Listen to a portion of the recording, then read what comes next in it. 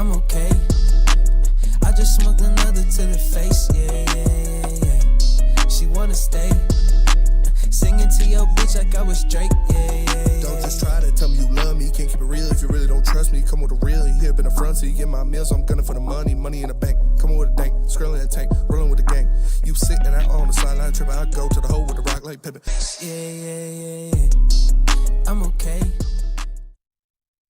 Hello, ladies and gentlemen, and welcome to the Woodward Heavyweights live on Woodward Sports. Easy is taking his son Bryson to meet some of his heroes today, so he's not going to be in.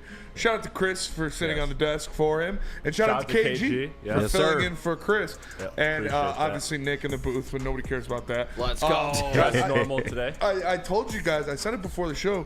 You two got to get KG a Christmas present or something. Right, I'm trying to see my lady, man. What's up? Hey, man, he's been filling in for you guys quite a bit here. I offered a ride to, make things easier for your lady, accommodate to that. But don't worry, man, I got you, man. No favors, for sure. No favors go unturned, and it's on document. For sure. So I got you, KG. It's on wax too. So now I got y'all pissing off the chat too. They normally be rid of me by now. Yeah, pissing off the chat.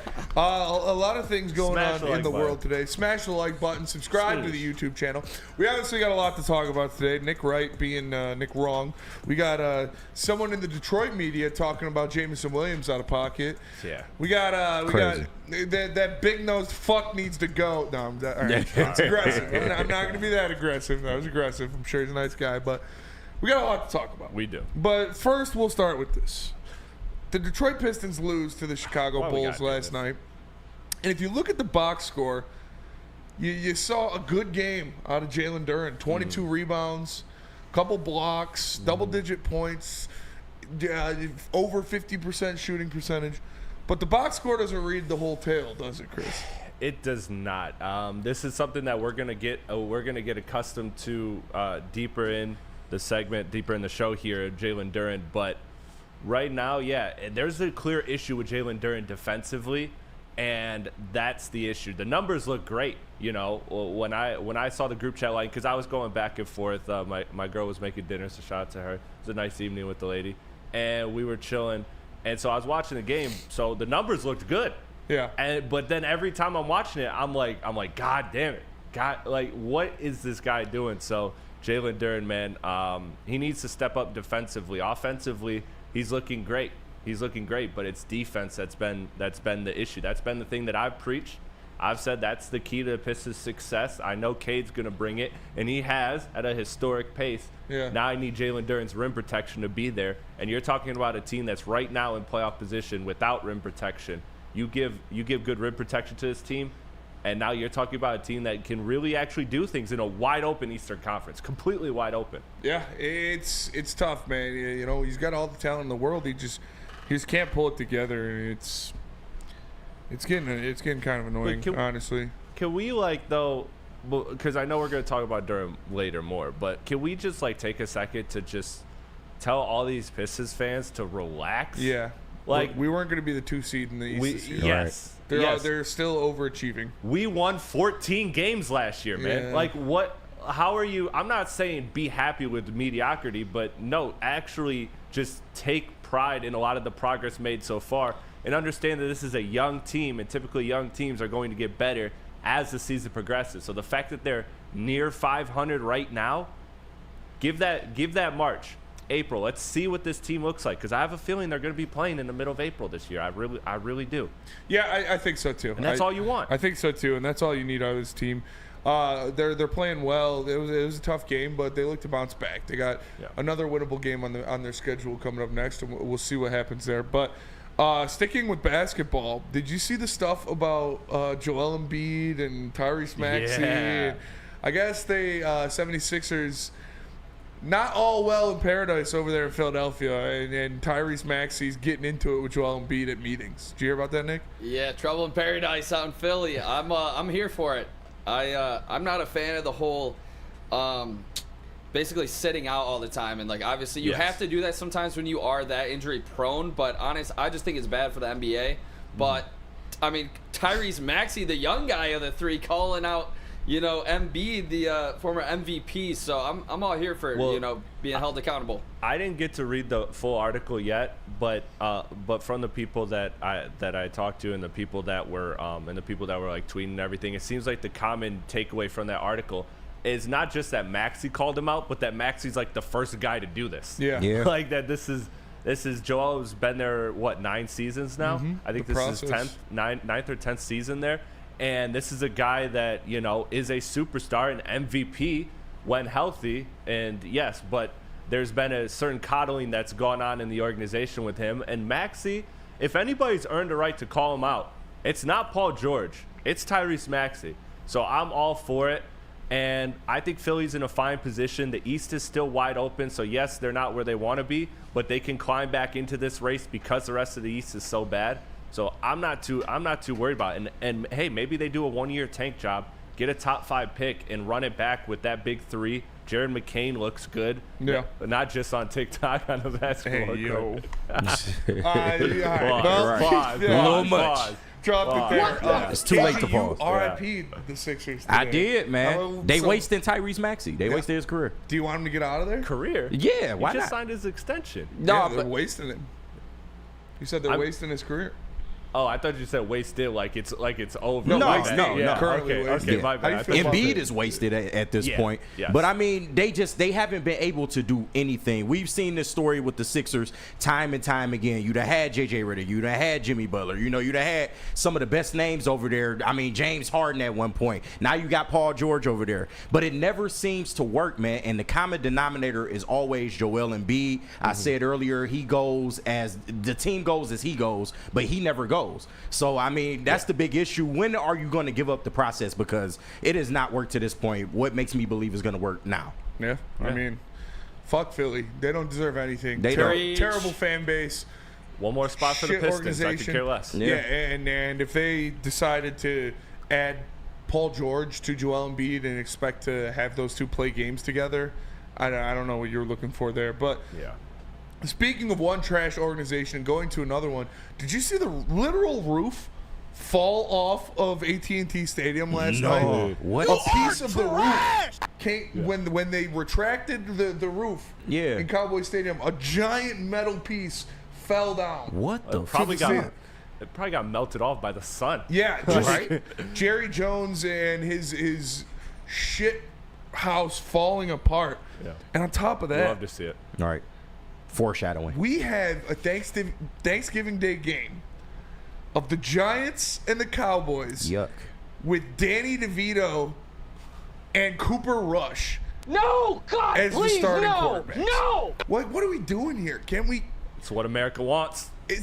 But isn't that a great feat? Remember when we used to be the organization that everybody's like, why are they playing on Thanksgiving? Why do we got to watch the Lions on Thanksgiving? Oh, you're making me sick. I'm trying to eat my dinner, enjoy my family, got to watch the Lions. That used to be us. Yeah. Now they want to see us on Thanksgiving. We're saying, fuck that shit-ass Cowboys team. Get them off my screen. Yeah.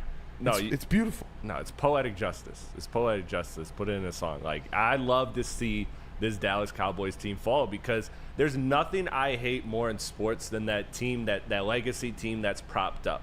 Some of the legacy teams deserve it. Like, I'm not the biggest Boston Celtics fan, but you know what? They got 17 damn championships, so I can just quiet down. But teams like the Cowboys that are decades removed from anything substantial, I get frustrated with that. But they're still America's team. They're still America's Are team. No, Fuck they're no, not. they're not. They're not. No. And I've been saying this since last year. What do people love in America more than anything? Money. Tits. That's a We fact. are capitalists. That is a damn good counterpoint.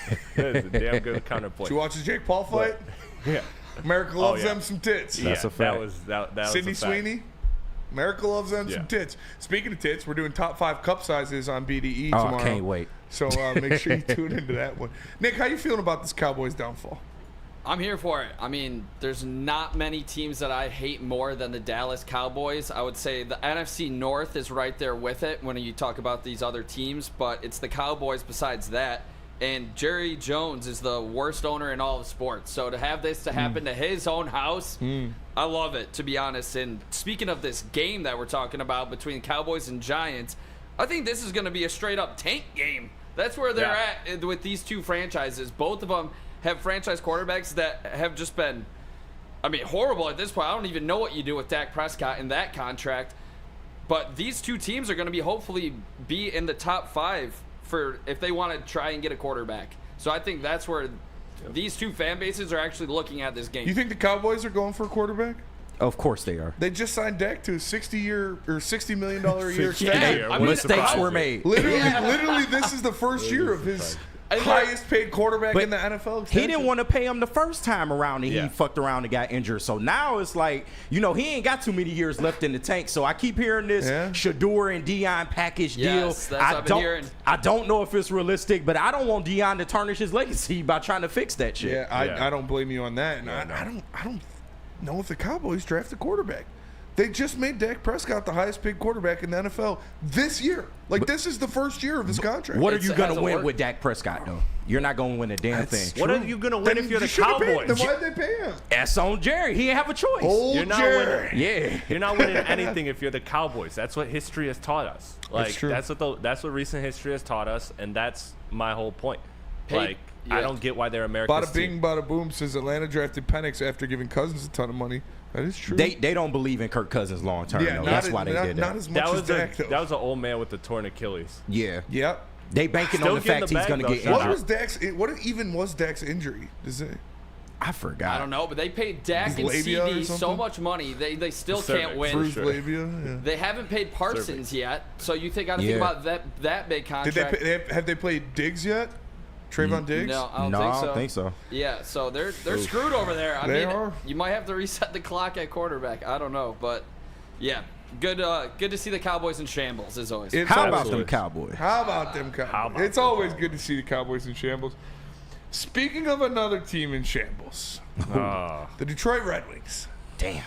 Ugly performance last night. At least you got a point, I guess, but no wins in their road trip. Two very, very winnable matchups against. I didn't expect them to beat the Kings, but you should have beat Anaheim, and you definitely should have beat San Jose.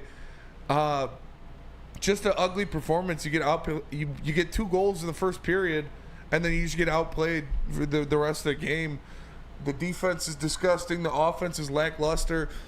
And we're going to talk about a solution to that coming up next. I need to see some blood on the table for this Detroit Red Wings team. We're going to get into that next, but first let me tell you about Planet Fitness, because Planet Fitness is the home of the judgment-free zone where anyone can get a full-body workout in 30 minutes, friendly, knowledgeable staff, totally judgment-free atmosphere. And did you know that all memberships include fitness training, no extra cost? If you want the extras, though, upgrade to the Black Card, get you some amenities like hydro massage, total body enhancement, and access to over 2,500 locations worldwide. Planet Fitness, where your fitness is essential. How do people feel about getting a Planet Fitness membership for $15 a month? How do they like working out in a clean and spacious gym that's filled with equipment for every workout? And how about free fitness training in the judgment-free zone that leaves them feeling energized all day long? Join Planet Fitness today with the free PF app, online or in club, and start getting that big fitness energy for $15 a month.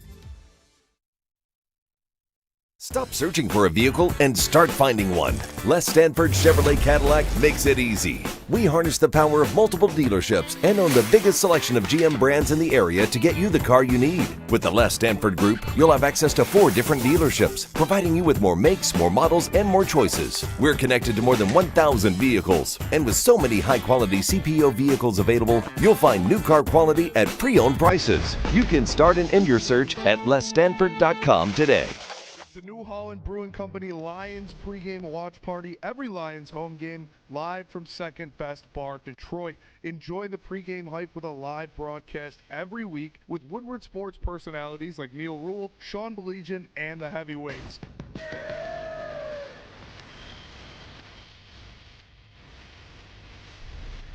Brought to you in part by Sabbath Coffee and Les Stanford Automotive. Great drinks like Tullamore Dew Irish Whiskey, Tangerine Space Machine, Taller Long Drink, great environment, and even better food. It's the New Holland Brewing Company Lions pregame watch party, live from Second Best Bar, Detroit, brought to you in part by Sabbath Coffee Roasters and Les Stanford Automotive. Come get some. Divorce. If you are dealing with divorce, maybe perhaps your significant other, your lady partner just thinks that Dallas is America's team. Maybe she's arguing over Thanksgiving dinner that you should be watching the Cowboys game and not the Lions game. Dinner should be planned around that instead of the Lions.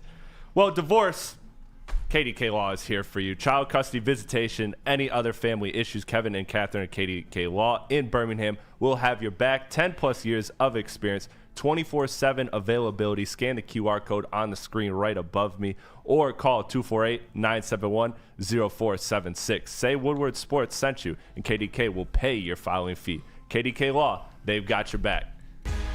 What up, though, everybody, and welcome back to the Woodward Heavyweights live on Woodward Sports. Live. Smash that like button. Appreciate you for joining in. For Chris, for Nick, for KG, Let's I go. am Spencer. Easy.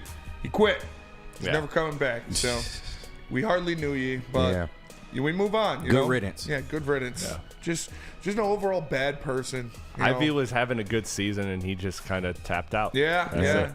He said he couldn't try to hold his fandom back any further, so he actually got a job in at Green Bay Sports. Makes sense. So yeah, He loves Jordan Love. Loves Jordan Love. He picked Yeah. the Packers. You know, it's a sickness. It truly is. But you know, he's going to do what he loves now for the team he loves. So Shout out to him. Shout out to him. We support our brother though. we support him. Yeah, wish him nothing but the best. R.I.P. Chris gave him all the spots to check out in Wisconsin. I did. I told him about brothers. I told him about pickles. You He know. seems like more of a pickles guy More than a of a brothers pickles guy. guy than a brothers But guy. you know, if you play your cards right, you can go to both in one night. You can have yourself a good time. There you Word. go. You know, just like Ryan Ermanni, he loves the dark meat. So we'll see. Especially what the happens. breast. Especially the breast.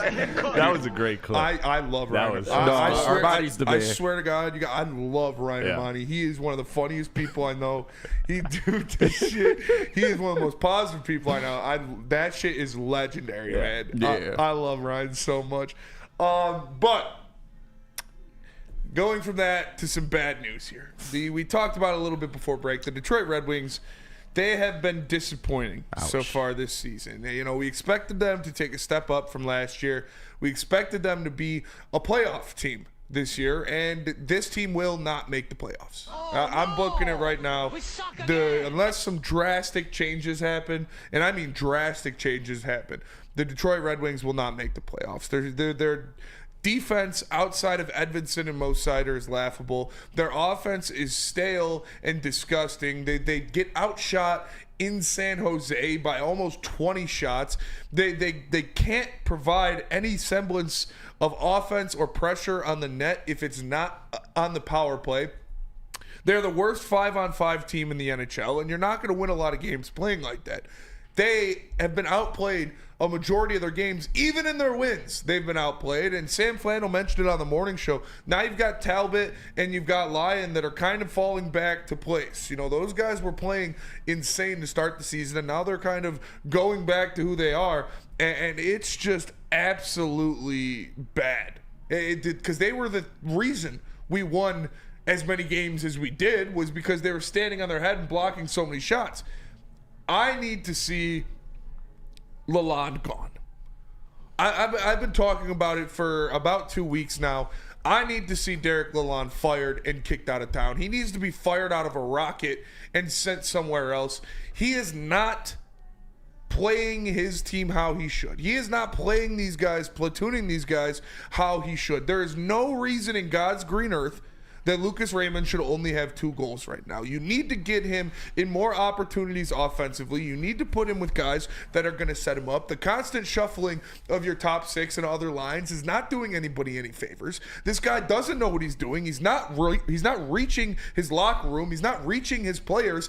They look lazy. They look bored. Somebody in BDE today said it looks like they're playing to try to get him fired. And it honestly does. He has lost the locker room. You cannot tell me you have Hall of Famers on this team. You have Stanley Cup champions on this team. Yeah. There is no way they should be being outperformed on a nightly basis. They look stagnant, they look ugly, and they look unenthused. And all of that comes from coaching. All of that stems from the guy that's supposed to be motivating them to get out of bed, play hockey, and score goals every night. He is not doing the job. He is not even doing the job at a reasonable level. He needs to be fired. They need a new voice in that locker room. The only thing that is any good about this team offensively is the power play. So if you're putting Tanguay, if you're just upgrading him to the head coach for the time being, I'm fine with that. I'm not saying you need to find your coach of the future mid-season, because that's really hard to do, but Lalonde needs to go, and if Tanguay becomes the head coach after that, I'm fine with that, because right now you just need somebody to change it up. He is not getting the point across to these guys, and they look bad. Like worse than last year. Like I'm talking Pistons last year is the vibes I get from watching this Red Wings team. They are almost an unwatchable product. Nick? Sheesh. Let him cook. I mean, what else more can I say? This team looks unenthused out there. They look very bad, and I thought they were going to have a chip on their shoulder this season entering the year. Because if Dylan Larkin doesn't go down, we make the playoffs without a doubt. And they were playing extremely well down the stretch last year. And to me, it doesn't all come back on just the coach, even though I do believe Lalonde needs to be fired at this point. I think to start this year in the way they've started so poorly, there's no other way around this. But I do want to take a look at a couple of the defenders that we let go from this team. Mm-hmm. A team that barely missed the playoffs. And like I said, if Larkin doesn't get hurt, I think we still make it. And it's a guy in Jake Wallman, and it's a guy in Gostisbehere that are offensive. And Roenick. Yeah, I mean, and Hornick at that point, for sure. And these guys, you let them walk, and you're still putting Jeff Petrie out there 19 minutes a night? I never want to see Jeff Petrie on the ice again. He might be the worst defenseman in the NHL if it wasn't for Gustafsson. Exactly, and it's and we're playing them. And we're playing both of them. So it's just like, I don't see why we didn't retain a couple of these guys, and we're still putting out a 37-year-old Jeff Petrie on the ice every night. I don't think that helps out your offensive at all as well. That is solely, entirely, and 100% on Steve Yzerman. Steve Yzerman did not do a good enough job in free agency this year. You got worse in free agency this year. You let Perron go. You let Gostisbehere go. You traded Wallman. I was like, okay, sounds like he's opening some room up to go bring some guys in. You bring in Tarasenko. He's only got 7 points.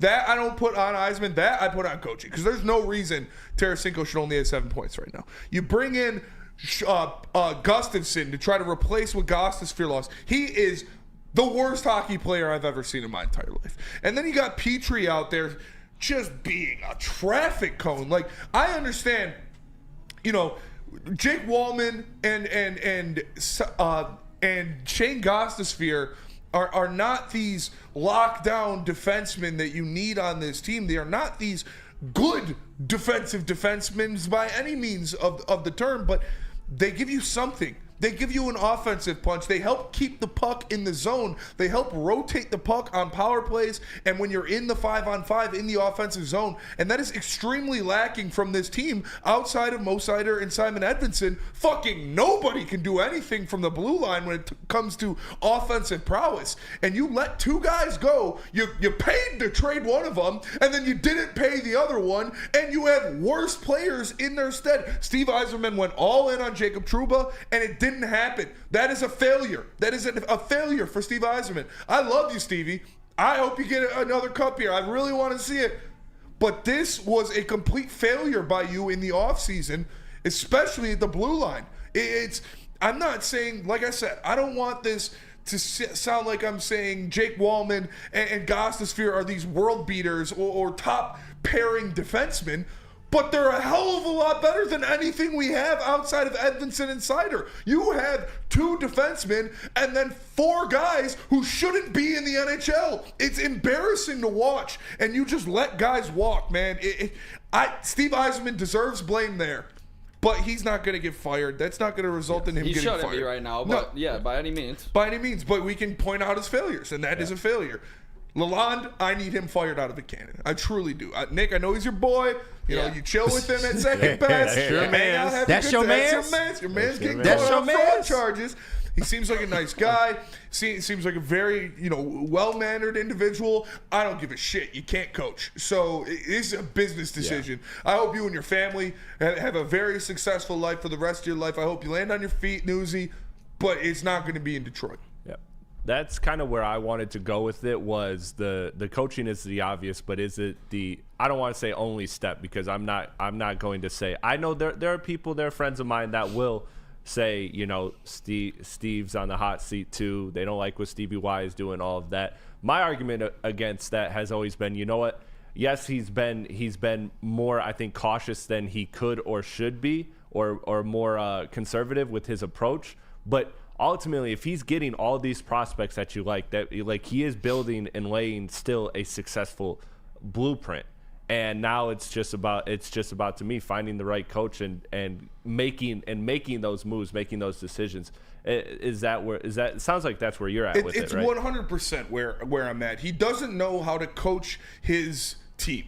He's got this 1-1-3 or 1-3-1, whatever it was that he is so dead set on playing. He doesn't have the pieces to play that, and he is refusing to adjust his game plan based on the pieces he was given. And like I said, it's not like you're out there with, I don't know, the San Jose Sharks roster. You've got Hall of Famers. You've got guys who showed superstardom in Dylan Larkin and Lucas Raymond. You need to get the best out of these guys, and he is putting them in the worst possible situations. It's like I said, you're not going to find your coach of the future midseason. That's not going to happen. I don't need you to do that. But you need, if you want to at least salvage some of this season, at least make this season watchable for Red Wings fans and try to make the playoffs, you need to fire Newsy and at the very least promote Tanguay to acting head coach. No, that's a fact. But my question is, and I brought this up on Big D, you kind of saw the signs of this last year with him. Like I said, the fact that you lost Dylan Larkin and then you lost that much ground in terms of the playoffs, and you literally had to scramble the last few games to get it back. You kind of saw this coming. So why wouldn't you make this move, before it gets to the season when you supposedly have more talent or are supposed to be a playoff team? I guess the answer in that is right, that he's been conservative with everything, and that he hasn't made the big move. When we were talking about, last year, like he made a move for DeBrincat, right? And then this year you could have, and you by all accounts tried to make a big move for somebody else. I think he's had a pretty conservative approach where he's not the type of guy to empty the powder keg like immediately and go for this team that is going to be good this year or next year or whatever. He's trying to lay that foundation for multiple years like he did in Tampa. I'm agreeing with you, but I think that's just kind of been his DNA here. Am I wrong in that? Yeah, it's Aaron Teal in the Woodward Sports Chat says, took 10 years for Tampa to rise after Yzerman took it over. This team sucks, but they will be at the top, at the back end of the Sider, Raymond, Larkin deals, and they'll be massive value. I'm not ready to wait 5 more years for this team to be especially after what team. You showed. Right. A playoff team. They should be a playoff team this year. This was the year. They showed it last year, and you signed Larkin, you extended Larkin, you signed Raymond, you signed Sider, and I love these guys. I love the talent. I love what Steve Yzerman has done in the draft, but he did not supplement it with good enough players to put them in the playoffs this offseason. It was a failure of an offseason for Steve Yzerman, and on top of that, you have some pieces offensively. Like you've got, like I said, you've got Kane, you got Tarasenko, you got Larkin, Raymond, you got these guys up there that should be scoring you points and at the very least keeping the fucking puck in the zone for more than 10 seconds in one shot. It is just disgustingly malpractice when you look at the way this team is coached and the way the offense is run.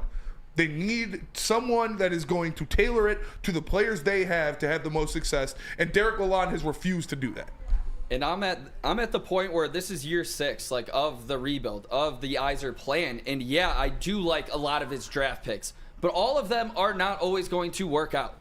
And that's when the point where I do want to see him get aggressive sometimes when it comes to getting actual big league talent to help supplement the young kids, like a Larkin, like a DeBrincat.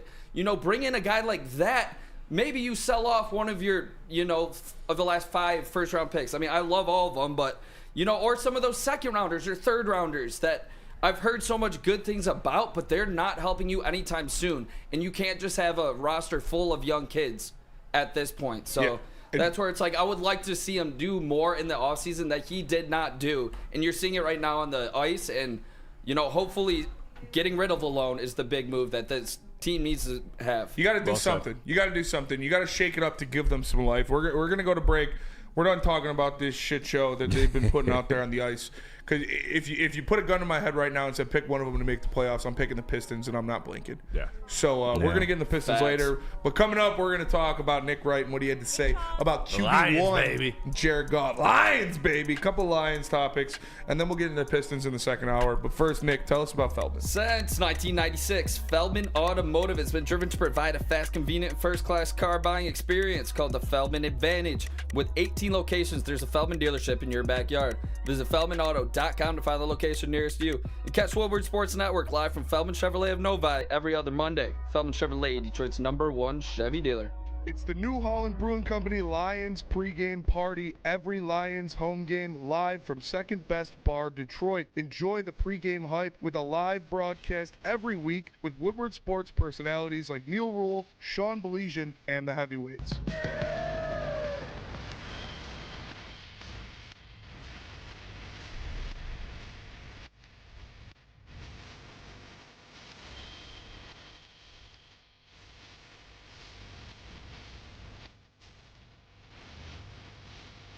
Great drinks like Tangerine Space Machine and Taller Long Drink, a great environment, and even better food. It's the New Holland Brewing Company Lions pregame party, live from Second Best Bar, Detroit. Come get some. Feldman Chevrolet, Michigan's #1 Chevy dealer, is kicking off the game with the best prices on all cars, trucks, and SUVs, like this 2024 Silverado for just $296 a month, or this 2025 Equinox for as low as $371 a month.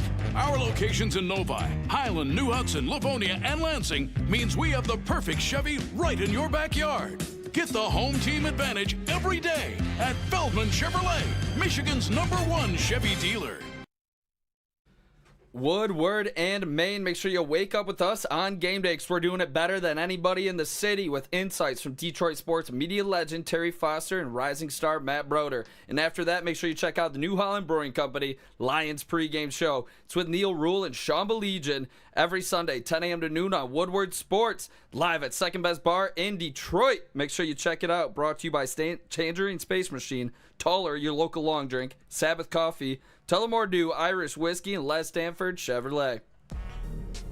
Hello, everybody, and welcome back to the Woodward Heavyweights live on Woodward Sports. For Chris Platty, for Nick Koloff, for Kenneth Green, shit, the I am government. Spencer Axton.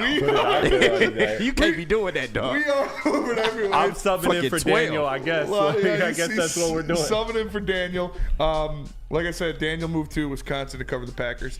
But we cover the Lions. We cover Detroit sports. A real team. Obviously, Yeah. the Detroit Lions, like we're going to get into it later, just how amazing and eye-opening this team has been so far this year. But not everybody is on this Lions train yet. Not everybody is willing to admit what we all know, that this Lions team is the best team in the NFC and the best team in the NFL. They have some weird points about why, and here's one of them. The Beak from was he on CBS? Yeah, with the wig on. Nick Wright had something to say about quarterback one Jared Goff. I can't say this team with Jared Goff at quarterback is better than the Chiefs or the Bills.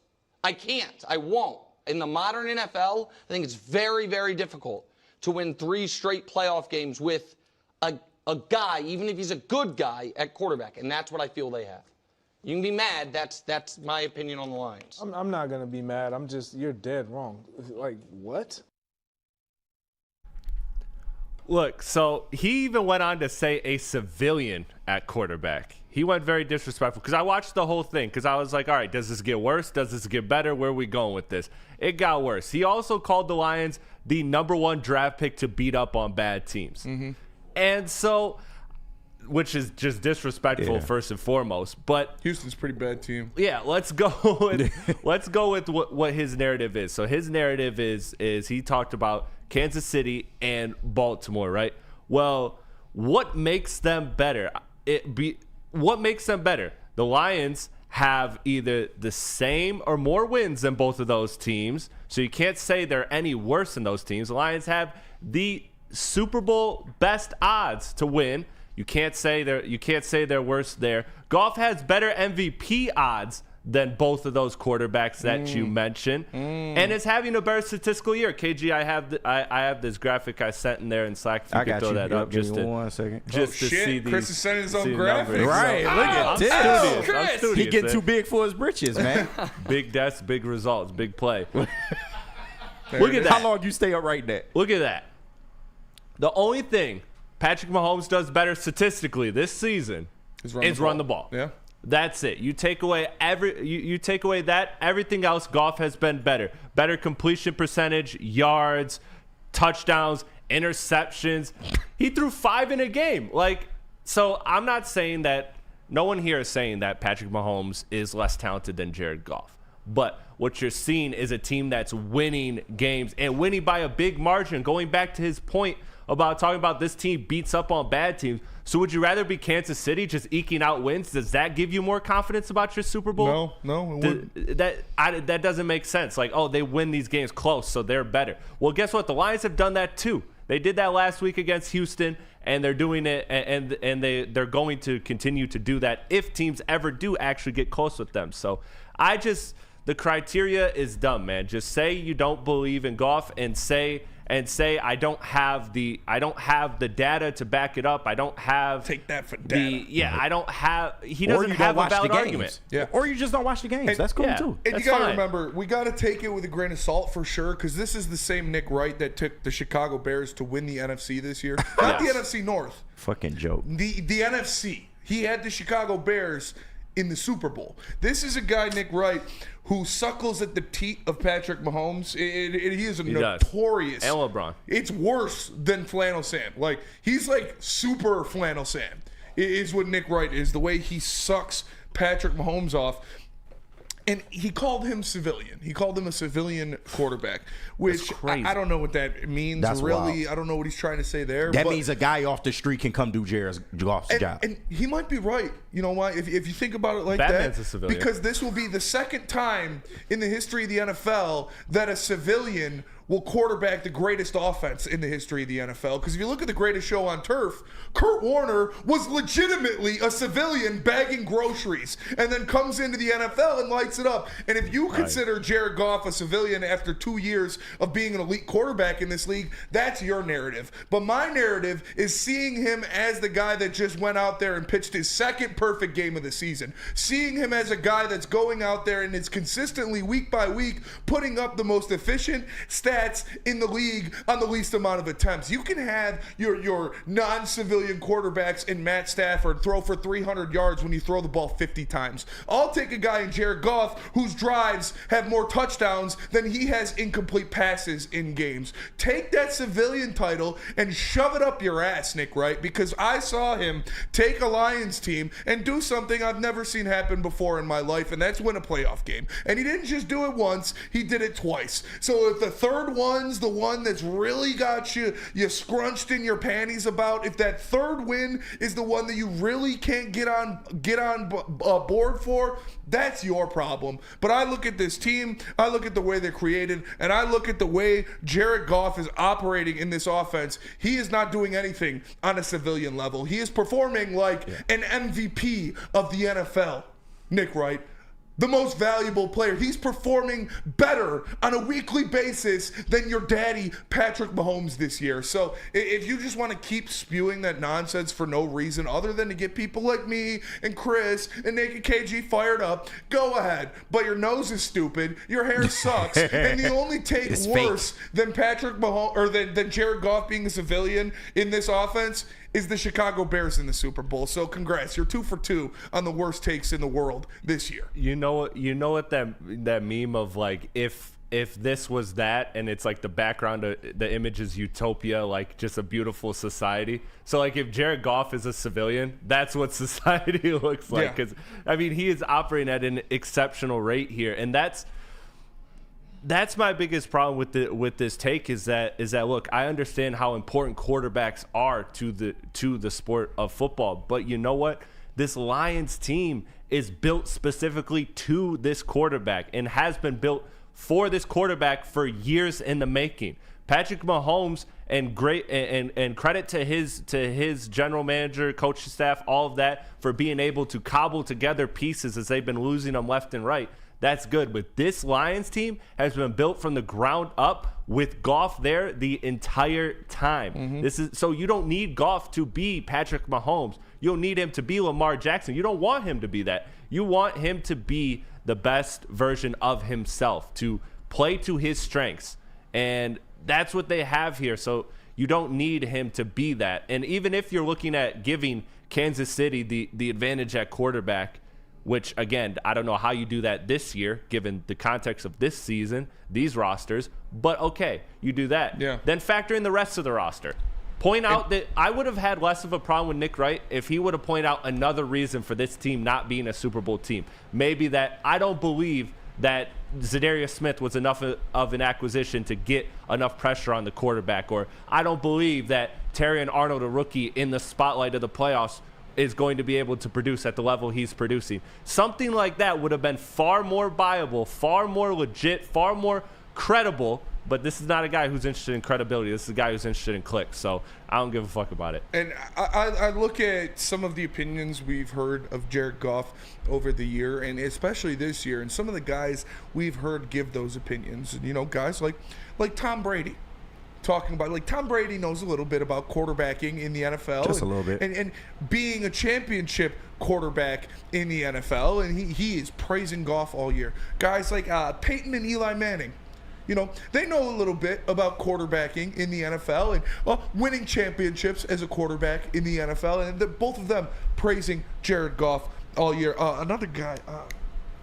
He's good. He's really good at developing talent. Oh, Brad Holmes. Oh, wow. Brad Holmes. Yeah, I think Jared Goff is not a civilian to Brad Holmes. So if you want to sit up there on that desk and talk about it, then at least, like, hear some of the opinions from guys who know a lot more about football than you do. Like the guy sitting right to your right in Greg Jennings, who literally was like, no, you're dead wrong. This is the worst take I've ever heard. Like what? He knows a little bit about winning Super Bowls in the NFL, Nick. Take a vibe from him. And Nick, I'm sorry. I know you want to get off on this. You've been waiting to talk about it all day. Your boy, your namesake. What's going on? He's casting dirt on Knicks everywhere. Yeah, for real. This is brutal. And this is just him just trying to prep up and just honestly ride the Patrick Mahomes coattails. It's because everybody is finally admitting this week that the Detroit Lions are the best team in the NFL. So this guy needs to find any excuse to try to peg this team down. But the guy that you're coming at has a 73% completion percentage, leading the best offense in the NFL, and it's not close. That's the quarterback that you're coming at right now, who, like you said, a bunch of greats and Hall of Famers have given nothing to but the greatest praise all season. Nick Wright, stop. Please stop with the Mahomes. I cannot even listen to you speak with all of it in your mouth right now. It's ridiculous. Nick Wright, take a lap. Detroit Lions and Jared Goff. He's definitely throwing that thing. Going to the Super Bowl. He's definitely throwing that thing. We got to go to break. We're going to come back, and we got some more smoke for some more people running their mouth about the Detroit Lions. I'm gonna ISO this one because this shit pisses me off. We're going to go to break, though. We're going to come back. A local guy, too. Let me tell you about Dr. Pierce and Michigan Sports and Spine. Attention sports fans, don't miss out on expert sports injury insights with Dr. Jeff Pierce of Michigan Sports and Spine. Join Dr. Pierce every Tuesday during Big D Energy and Thursdays during Ermanni and Edwards. We offer top-notch injury advice. Trust the guy that DMAC trusts. Dr. Jeff Pierce is here to keep you in the game and performing at your best. For more information, visit MichiganSportsandSpine.com or call 248-426-9944. Feldman Chevrolet, Michigan's #1 Chevy dealer, is kicking off the game with the best prices on all cars, trucks, and SUVs, like this 2024 Silverado for just $296 a month, or this 2025 Equinox for as low as $371 a month. Our locations in Novi, Highland, New Hudson, Livonia, and Lansing means we have the perfect Chevy right in your backyard. Get the home team advantage every day at Feldman Chevrolet, Michigan's #1 Chevy dealer.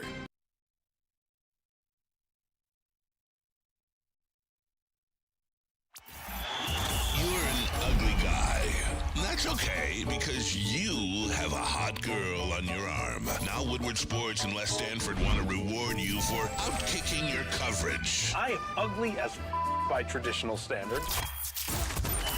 That's right. If your significant other's hotter than you could win tickets to the Thanksgiving Day game in Detroit. So find the best pic of her with the average-looking you and post it on X or Instagram. You ain't got no alibi, you ugly. Make sure you tag at Woodward Sports and follow us Winter. We'll announce the winner November 25th. Then you and your much better looking lady will get tickets to watch Dan Campbell and the Kneecappers. We're going to buy the kneecap off inside of Ford Field on Thanksgiving. So find the best pic of her and the worst pic of you, and show us all how you outkicked your coverage. Mama said you ugly. Hey! From Woodward Sports and Les Stanford. Want to know where the best pregame Lions party is downtown? Join us at Detroit's very own second best bar located at 42 Watson Street for the ultimate fan experience. Enjoy some smooth Tullamore Irish whiskey while catching the Woodward Sports pregame show only at second best bar in Detroit. Come get some. Including the one to Jamison Williams where he turned on the burners and then acted like a complete clown and grabbed his crotch and what I'm done talking about that. Let me just, actually, I'm not done talking about it. Let me just get this out of the way before all the YouTube commenters come after me. Jamison Williams' act is getting tired. Sorry, guy's a talented player, but jumping backwards into the end zone when you don't have to. What if he hit his head, cracked his head open? What if he got a concussion? What if he hurt himself? Just run into the end zone. Just run in there. Just do what your other teammates do. You want to dance after? Go for it.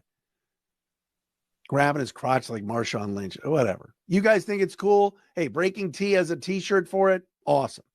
I think it's stupid. Sorry, talented kid, but it seems like every week we bring up an immature act. All right. First, I have to put this stipulation out there.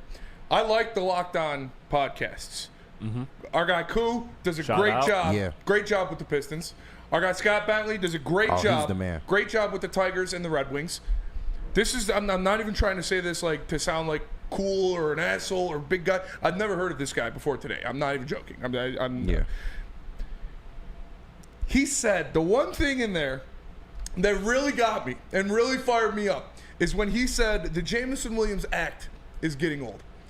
Newsflash, asshole. The Jamison Williams act is scoring touchdowns and being one of the most explosive players in the NFL. So if you're tired of the Jamison Williams act, you're tired of 22.5 receiving yards per catch. You're tired of one of the most explosive and electric players in the NFL. Or what if he cracked his head open? What if he got a concussion? What if you weren't such a pussy? Let the guy do whatever he wants. I don't give a fuck. You go out there, you go do that, and then let someone tell you, no, you know, son, you shouldn't celebrate like that. Grabbing your nuts is inappropriate. It's inappropriate for you to have a mic. If you're going to react like that to a guy going on, they're playing a fucking game, buddy, and they're getting paid millions of dollars to do it. How many times do we got to teach you this lesson, old man? This is so annoying when it comes to this cult of JMO haters. Oh, he's immature. Oh, he's this. Oh, he celebrates too much. I'd be celebrating my ass off too if I got in the end zone. Not a lot of fucking guys do it in their lifetime. So take this JMO hate and get it the fuck out of here. Just keep his name out of your mouth. And you know, when he's the best player on the NFC Championship field like he was last year, or when he is scoring a 70-yard touchdown in the Super Bowl to put the Lions up by 14, I don't want to hear you mention his fucking name. I don't want to hear you talk about how it was a game-changing play, or how much he stretches the defense out and how much easier it makes life for Amon-Ra St. Brown and these running backs. You're worried about how the guy is celebrating? It's immature for him to pay homage to one of the greatest personalities in the history of the NFL in Marshawn Lynch. He might not like him either. Just shut up, dude. Just say what you want to say if you're going to go out there and say it. We all know what you want to say. Just say it. You don't like him. I don't know what the reason is you don't like him, but you don't like him. He is one of, if not the most explosive players in the NFL.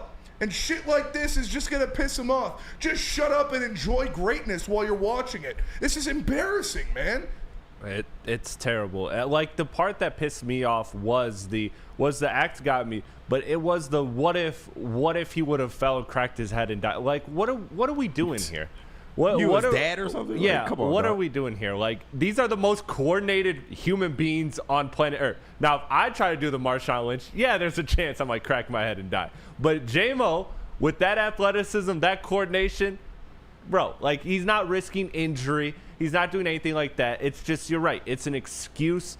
It's an excuse to justify your disposition against him, your hate towards him. That's all it is, because there's nothing that he's done on the field this season to warrant that. And you know what?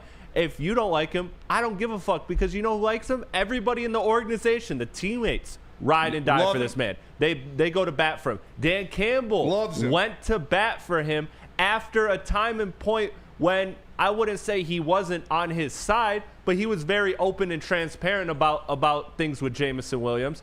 And now he's riding, dying, and that's somebody that's around him every single day. So you watching from your TV, like all of us, making those conclusions about him over somebody like Dan Campbell, who speaks so highly of him, who's around him every single day. Yeah, I'm going to take those words. I'm going to take those actions more than I'm going to take what you're saying. So this is just dumb. This is just stupid. They won 52-6. Why are you crying? Crying about something. What is there to cry about, man? Like, I don't get you people that can't be happy. And before we get to you, Nick, I see it in the Woodward Sports chat. Paul Thomas says Matt Derry is a Syracuse fan. I also see that he does Guardians work, and he comments on the Guardians. And Easy's not here to do this because he is the self-appointed gatekeeper of the Detroit Lions. So I'm going to do it in his stead. Shut up and stop talking about the Lions then. Like if you're not a fan of the city, if you're not a fan of the sports teams, I that is something I can't get across. Maybe it's because how my dad raised me and me watching him, but people that are like, oh, I'm a Lions fan, but I'm a Timberwolves fan, and I'm a Minnesota Wild fan. Don't work like that, bud. Shut up. It's weird. You're not around here. You don't feel the vibe. You don't know what's going on, and you can tell how out of touch you are with stupid shit like that. What if he cracks his head open? What if you slip and you hit your face plant in your computer and you crack your head open? Should you not talk that close to the mic? Should you not talk that close to your computer during your podcast? Because you could get injured. Anybody could get injured walking down the fucking street. Yep. The kid is young. He's athletic. He scored a touchdown. Let him celebrate how he wants. Jesus Christ, man. Dude, 52-6. Like, what are we getting upset for, Nick? Yeah, exactly. And that's where I want to start with this one. This team isn't just going to hang 50 on you. They're going to jump in the stands after. Yeah. They're going to dance their ass off. And if he's saying, hold my D, I'm on the way into the end zone, you can't do anything to stop it. Yeah. And this is an old man yelling at clouds type scenario. You finally have a good team and a team that you get an opportunity to talk about. This is a SOL kind of take. SOL take for sure. Oh, it's so deep. Get this out of your brain. This is a whole brand new Lions. Get that through your brain. Dan Campbell didn't say shit about this at all. No. And he never says anything about does. Any of these guys celebrating. So if the head coach is going to let these guys show their personality and show the swag that they have, honestly, when they celebrate, it's honestly awesome to see.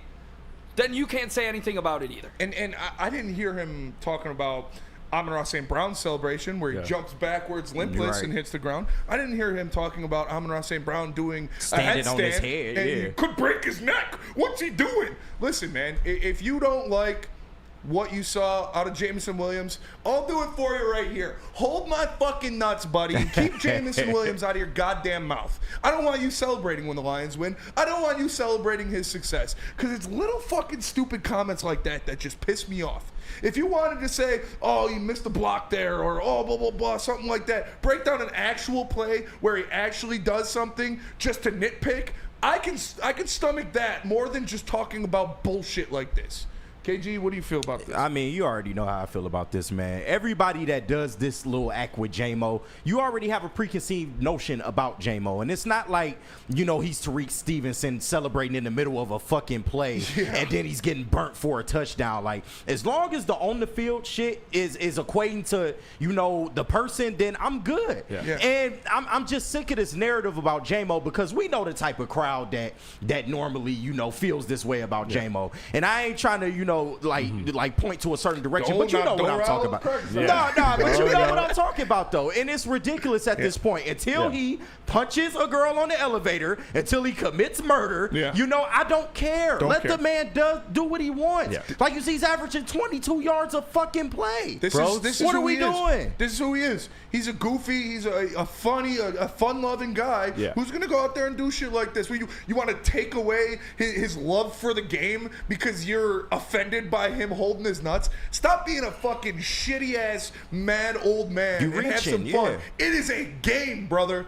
They can celebrate however the fuck they want. Not just that. It's beyond a game. It's a war. It's a battle. The contact that happens in the sport of football, that is peak of sports. Like, you are witnessing the closest thing to combat sports that's not combat sports in football. So you know what? Yeah, I feel relieved. Yeah, I celebrate when I get to the end zone because you know what? Those other plays when J-Mo is running just full speed into somebody to make contact, to create a block so that his teammate can score, all of that, like, you know what? You deserve the right to, after a great play, celebrate however the fuck you want. Yeah. Celebrate how you want, man. As long as you don't get flagged, understand. I don't care.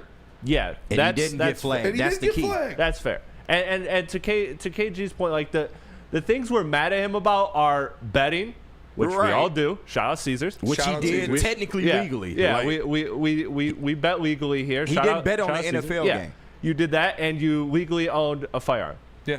So that's why you dislike him. Andy tore his ACL. Right. Yeah. That sounds like a real despicable human being to me. These like him being like it's disgusting. Two of the most iconic sports celebrations in the history of sports come from telling someone to hold your nuts. Yeah. And that is literally Reggie Miller telling Spike Lee in front of Madison Square Garden to choke on his nuts. And obviously Marshawn Lynch with the Beastquake. So, like, I just expect better of him because he's been in Detroit media for a long time. Matt Derry has, and I know some people have certain opinions about him and stuff like that. But agreed. If you don't like J-Mo, fine. But you can't comment on what the fuck he's doing on the field, especially if he didn't get flagged. There's 20 people in the chat right now that can do that job better than he's doing it. That's embarrassing. I just expect to put better, that out, dude. It's really. We're not mad at you, Matt. We're disappointed. We're not mad at you. You're just dead wrong. Yeah, you're just a fucking stupid idiot. Get over your fucking preconceived notions, man. Yeah. I'm sick of the whole J-Mo act. I'm sick of your fucking act. And this is the first I've heard of you. Like, again, he's been in this game a lot longer than me. And I was literally like Shaq meme. Like, I was unfamiliar with your game. I just didn't know it. And there might be a reason, man. Yeah, time's up. Right, might be a reason for that. Might be time to hang it up. Like, again, spend shout time out with to the the family. Locked On Network. A lot of those guys. Yes. Koo does a great job. Yep. Scott does a great job. Shout out to Koo, man. Matt, not living up to their legacy in Detroit. Let's go to break. We're going to come back. We're going to keep talking Lions because they are, for the first time in franchise history, the favorite to win the Super Bowl. Beautiful. Brings a tear to my eye saying it. We're going to come back. We're going to talk about that. But first, let me tell you about Lady Jane's. Walk into any Lady Jane's haircuts for men today. Open 7 days a week. Sit back, relax, and enjoy a $20 haircut. Where else are you going to get a $20 haircut? Lady Jane's, that's where. Scan that QR code up in the corner, and you can get your coupon today. It's not just a haircut. Comes with a hot leather neck shave, scalp massage, and hot towel treatment from one of our lovely, talented stylists. Just scan the QR code and get your coupon today. Lady Jane's Haircuts for Men, open 7 days a week. Walk-ins are always welcome. Lady Jane's Haircuts for Men, it's wicked awesome. Stop searching for a vehicle and start finding one. Les Stanford Chevrolet Cadillac makes it easy. We harness the power of multiple dealerships and own the biggest selection of GM brands in the area to get you the car you need. With the Les Stanford Group, you'll have access to 4 different dealerships, providing you with more makes, more models, and more choices. We're connected to more than 1,000 vehicles, and with so many high-quality CPO vehicles available, you'll find new car quality at pre-owned prices. You can start and end your search at lesstanford.com today. Walk into any Lady Jane's Haircuts for Men today. Open 7 days a week. Sit back, relax, and enjoy precision haircut, scalp massage, hot leather neck shave, and hot towel treatment from one of our talented stylists. Step up your game this season and take advantage of our $20 haircut special. Scan the QR code and get your coupon today. Lady Jane's Haircuts for Men, the ultimate haircut experience. Open 7 days a week. Walk-ins always welcome. Lady Jane's Haircuts for Men. It's wicked awesome. Boy, watch the Woodward Sports live watch party and post-game show at Hayes Social every single weekend for Lions games. Come out and join us. It's a lot of fun. We were on there, me and Easy, talking about The Wire and Gladiator 2 and our love lives because we were just absolutely mollywhopping the Jaguars. But hopefully we'll get a better game against Indianapolis. We'll see. But come out and join us live at Hayes Social, presented by New Holland Brewing Company, Sabbath Coffee Roasters, Soroki's Crispy Chicken and Pizza, and 1800 Tequila. Welcome back, ladies and gentlemen, to the Woodward Heavyweights live on Woodward Sports. Make sure you smash that like button. Make sure you like the stream. KG, can we get a like poll up there? Yeah, let's set the goal at 150 likes. 150? Yeah. 150 likes, and Nick takes his shirt off. Yeah. And I keep my job. And 150 likes, Chris keeps his job. Please.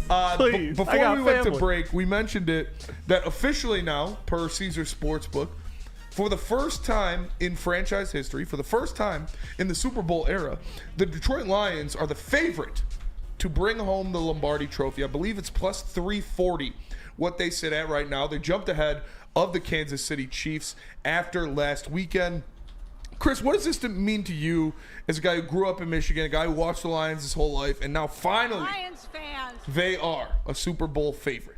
It means the world because I use the analogy of back in my time at Target, pushing carts and breaking hearts. Like the thing I was doing was I was seeing a whole bunch of people that were just wearing Lions gear, and what this last couple seasons did and has been doing to this city, to this state, has been awesome to see because it just everybody has a smile. They look at you if you also have any type of Lions gear on, and they're smiling. Because it's just we're grateful for it, and you see that by the fact that you're seeing this team travel. These fans are traveling with the team. Like I don't know if Sheila Hamp has like a second private jet that she's just sending fans to, but they are everywhere. They're everywhere. Every stadium you go to, there is a sea of blue, and that is just. I can't think of a sports fan base that deserves that more. I can't think of a city, of a state that deserves it more. I've never been more proud as a sports fan. I'm a basketball guy to my heart, to my core, but I love all sports, and I love seeing what football has done, what the Detroit Lions has done for this state. It's something that I will never forget, that I'll always cherish, and I aspire every franchise to be that. Every franchise should aspire to be what the Lions are doing, man. It's incredible. It's euphoric. It's everything. KG, as the nominated old head in here, since Easy is no longer here, what does it mean for you for the first time in franchise history to be Super Bowl? Boy, let me tell you, man. Listen, I done sat through some bad Lions football. I'm talking Marty Morningweg. I'm talking Steve Mariucci. I was there for Joey Harrington. I was there for 0-16. So you already know this shit, it means something to me. Like, I take this serious, man. And I thought last year was like, amazing, which it was, you know. And shout out, by the way, because I just started here last year in December,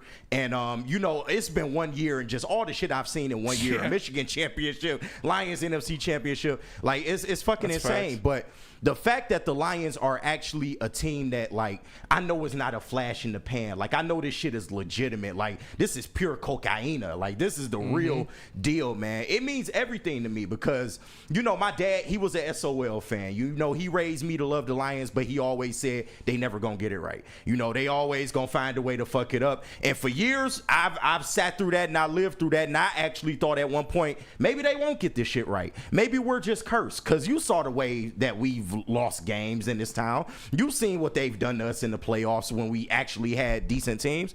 So, just seeing what they've done, it's absolutely amazing. And kudos to Brad Holmes. I've always said all the Lions ever needed is somebody to come in here and give a damn about this team. And he's come in here. He's done it the right way. He's done it through drafting, not just going out paying ridiculous contracts. He's got the money right on the books. And these guys are set up in prime position to have a Super Bowl window. I hope they get it done because you never know in this league when it can end. But, hey, just shout out, man, to the Lions and to Brad Holmes, Sheila for getting the Ford shit together, and everybody else involved, Dan Campbell, everybody, man. It's been amazing. It has. Nick, job not finished. It's not. It's not. You're the favorite here, and this does mean a lot to, honestly, just like the way I look at it, the way Chris was talking about it, like the fans in general, and now that there's a standard here, like this is the standard now for the new Detroit Lions, and it's honestly crazy to watch with like a guy like my dad and watch these games, and he's still on the edge of his seat. I'm like, Dad, we're up 40. Dude. Like, you can take a break now. And he's like, he still gets nervous every single game. But yeah, I'm happy for the 9-year-old kids that don't have to watch 0-16 the way I did. And I was thinking, why the hell are we never going to be good? And I think this just means so much to the bars and establishments and like the community around it. That's a great point. That's huge a great for the point. city. Yep. Yeah, and it's just so great to see every single Sunday or every Thursday or whenever these games are being played, the city is booming, and I think that is a really underrated thing that you don't really get to see every single year. But now the Lions have put the standard out there, not just for the football team moving forward, but for every other team in Detroit. Like, we have a championship standard now that the Lions have now set, that the Pistons need to hold their hat on, and you got to know, Lil Chris got to get it right with the Tigers and the Red Wings. So that's what it means to me. I'm super proud to be a Detroit Lions fan right now, but they got to finish this job. Yeah. Well said. Well said. I agree. You made a point in there that really stuck with me, and it was the thing that I wanted to bring up. Like, watching these games, or some of them that I do with my father is what really gets it for me. My dad is a guy that was alive the last time the Lions won a championship. Wow. Like, my dad was alive and kicking, in 56. So, like, this is something that is so good to see from him, because he is the reason I have my love for sports. He is the reason that I'm as driven of an individual as I am. Seeing him watch every single Detroit sports game, Tigers, Pistons, Red Wings, Lions, doesn't matter, and have the same reaction, the same intensity, and the same heartbreak, especially heartbreak for the Lions when things happen, it is what drove me to be the man I am today when it comes to sports and entertainment and different things like that. And if I'm able to sit there and watch a Super Bowl victory with my dad, it will be a moment that I will cherish for the rest of my life. The day the Lions win the Super Bowl will be the best day of my life, bar none. Like me walking the stage, in Breslin, you seeing my dad, my mom, my grandma all there. That was a big moment in my life. That was probably the best day of my life so far, other than my first day at Woodward Sports. But the Lions winning the Super Bowl will be the happiest moment of my life until that point. It has to be. Like, it's what it does for everyone around you. Like, there's just an added element. This is what makes sports special, is what it does for everyone, it creates a community, it creates a home, it creates a sense of togetherness. And we know as Michiganders, we have to deal with that bullshit, bipolar ass weather all the time. We have to deal with bipolar all these people. Things, damn potholes everywhere in the roads, like all this stuff we go through. But you know what, man? These damn Lion wins are worth it. And I'm glad you guys shared those stories about your family, because my family is not a strong sports family at all. But they got into sports through me. I kind of found my way into sports, and they just kind of, whatever my passions were, they just indulged in as well. And so my dad didn't really watch the Lions too much growing up, other than sparingly like I did. Yeah. And now he's calling me after every game, and we're talking. Like, it's a beautiful thing that you can just make these people that don't even necessarily care about sports. Again, you can transmit this feeling. It's the ultimate. Awesome. It's the ultimate unifier. It makes the city so much better. Absolutely. And our guy Cousin Keys in the Woodward Sports Chat says the Lions and Pistons being back in the city is huge. For so long, half the teams were not in the city, and that's 100% true. When the Lions were in Pontiac and when the Pistons were in Auburn Hills, it didn't have the same kind of flair that it has now. When you got all 4 sports in that city, it just means so much more going forward. You got Denver Blair in the Woodward Sports Chat. He says, I've always been optimistic about the Lions because I watched Barry Sanders when I was a kid. And those are things that you hold with you for the rest of like kids.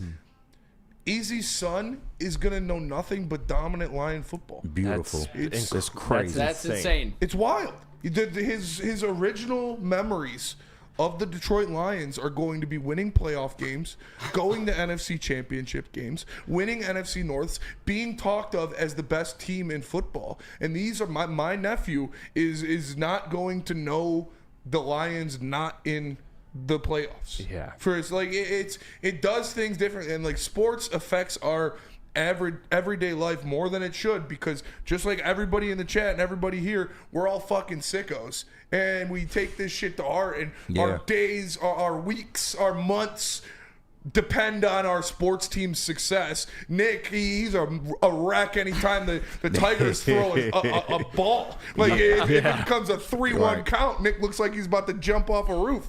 But it's just, it means more because this city has always been the best sports city in the world. When you look at it, and you mentioned Lions fans going out and taking over stadiums and how it's unlike things that we've ever seen, and I disagree, because the Pistons and the Red Wings, you look at those Red Wings dominant teams, that 25-year stretch of playoffs, you go to an away game that's not in Boston or Toronto, and it's all Red Wings jerseys. The Detroit fan base has always been the best fan base in all of sports, and now they're truly being rewarded with their kid they love the most. Like, you're not supposed to say you have a favorite kid when you're a parent, but we all love do. You too, Mom and Dad. We know what this city is. This is a football city, and the Lions being this good is like a shot of adrenaline in the chest.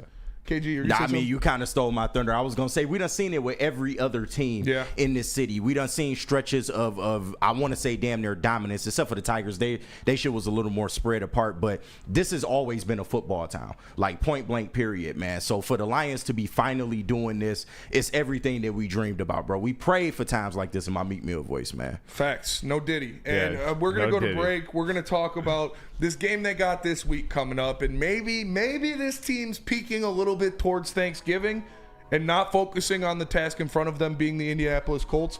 But we'll get into that coming up next. But first, KG, tell us about 1800. Hey, I will do that. And I seem to have this read a lot, man. I don't know whether it's just, they always want to give me the liquor, but I guess to get a brother the liquor, I guess.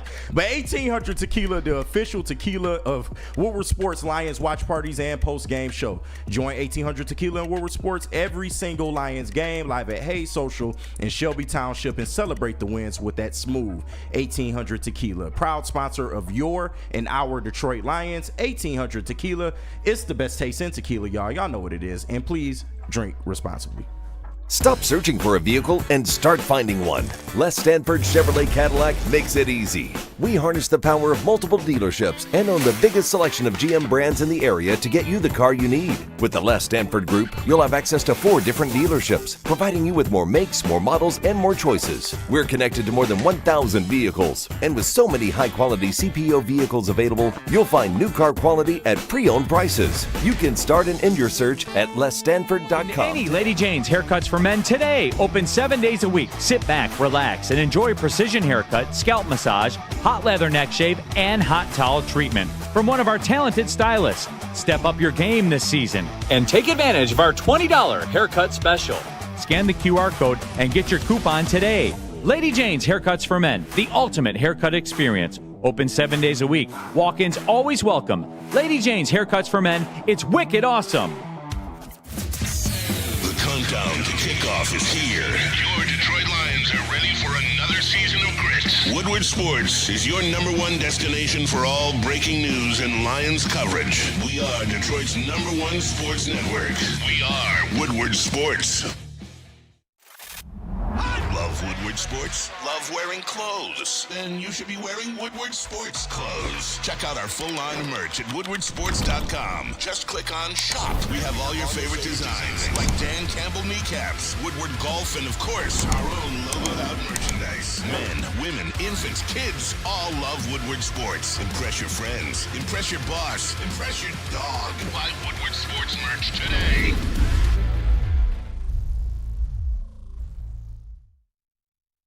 Soroki's Crispy Chicken and Pizza now has signature wings for a limited time only. They got 7 different flavors for you to choose from. My personal favorite is the spicy garlic. I put down about 8 of those boys as soon as I got to the watch party last weekend. Try them all for yourself because the buffalo's really good. So is the lemon pepper. Try them all, choose your favorite, and let me know. But you got to get now. Get them now while you can. Like I said, limited time offer. Great for football season. To find a Soroki's near you, go to Sorokis.com. And these aren't no little fucking baby wings. Those boys are fat. Good. There's some fat wings. Might be some GMO chickens out there, but there's some fat wings. Shout out the scientists. Shout out the scientists, because I like my wings fat, boy. But we're talking a lot of Lions. We're talking about Lions being the betting favorite for the Super Bowl in the first time. We're talking about beat writers that live in Ohio talking shit about Jameson Williams. We're talking about stupid nose people that live in wherever he lives. I don't know. Talking about Wearing a wig. Talking about fucking Jared Goff being a civilian. But James of the Woodward Sports Chat, real quick before we get into this.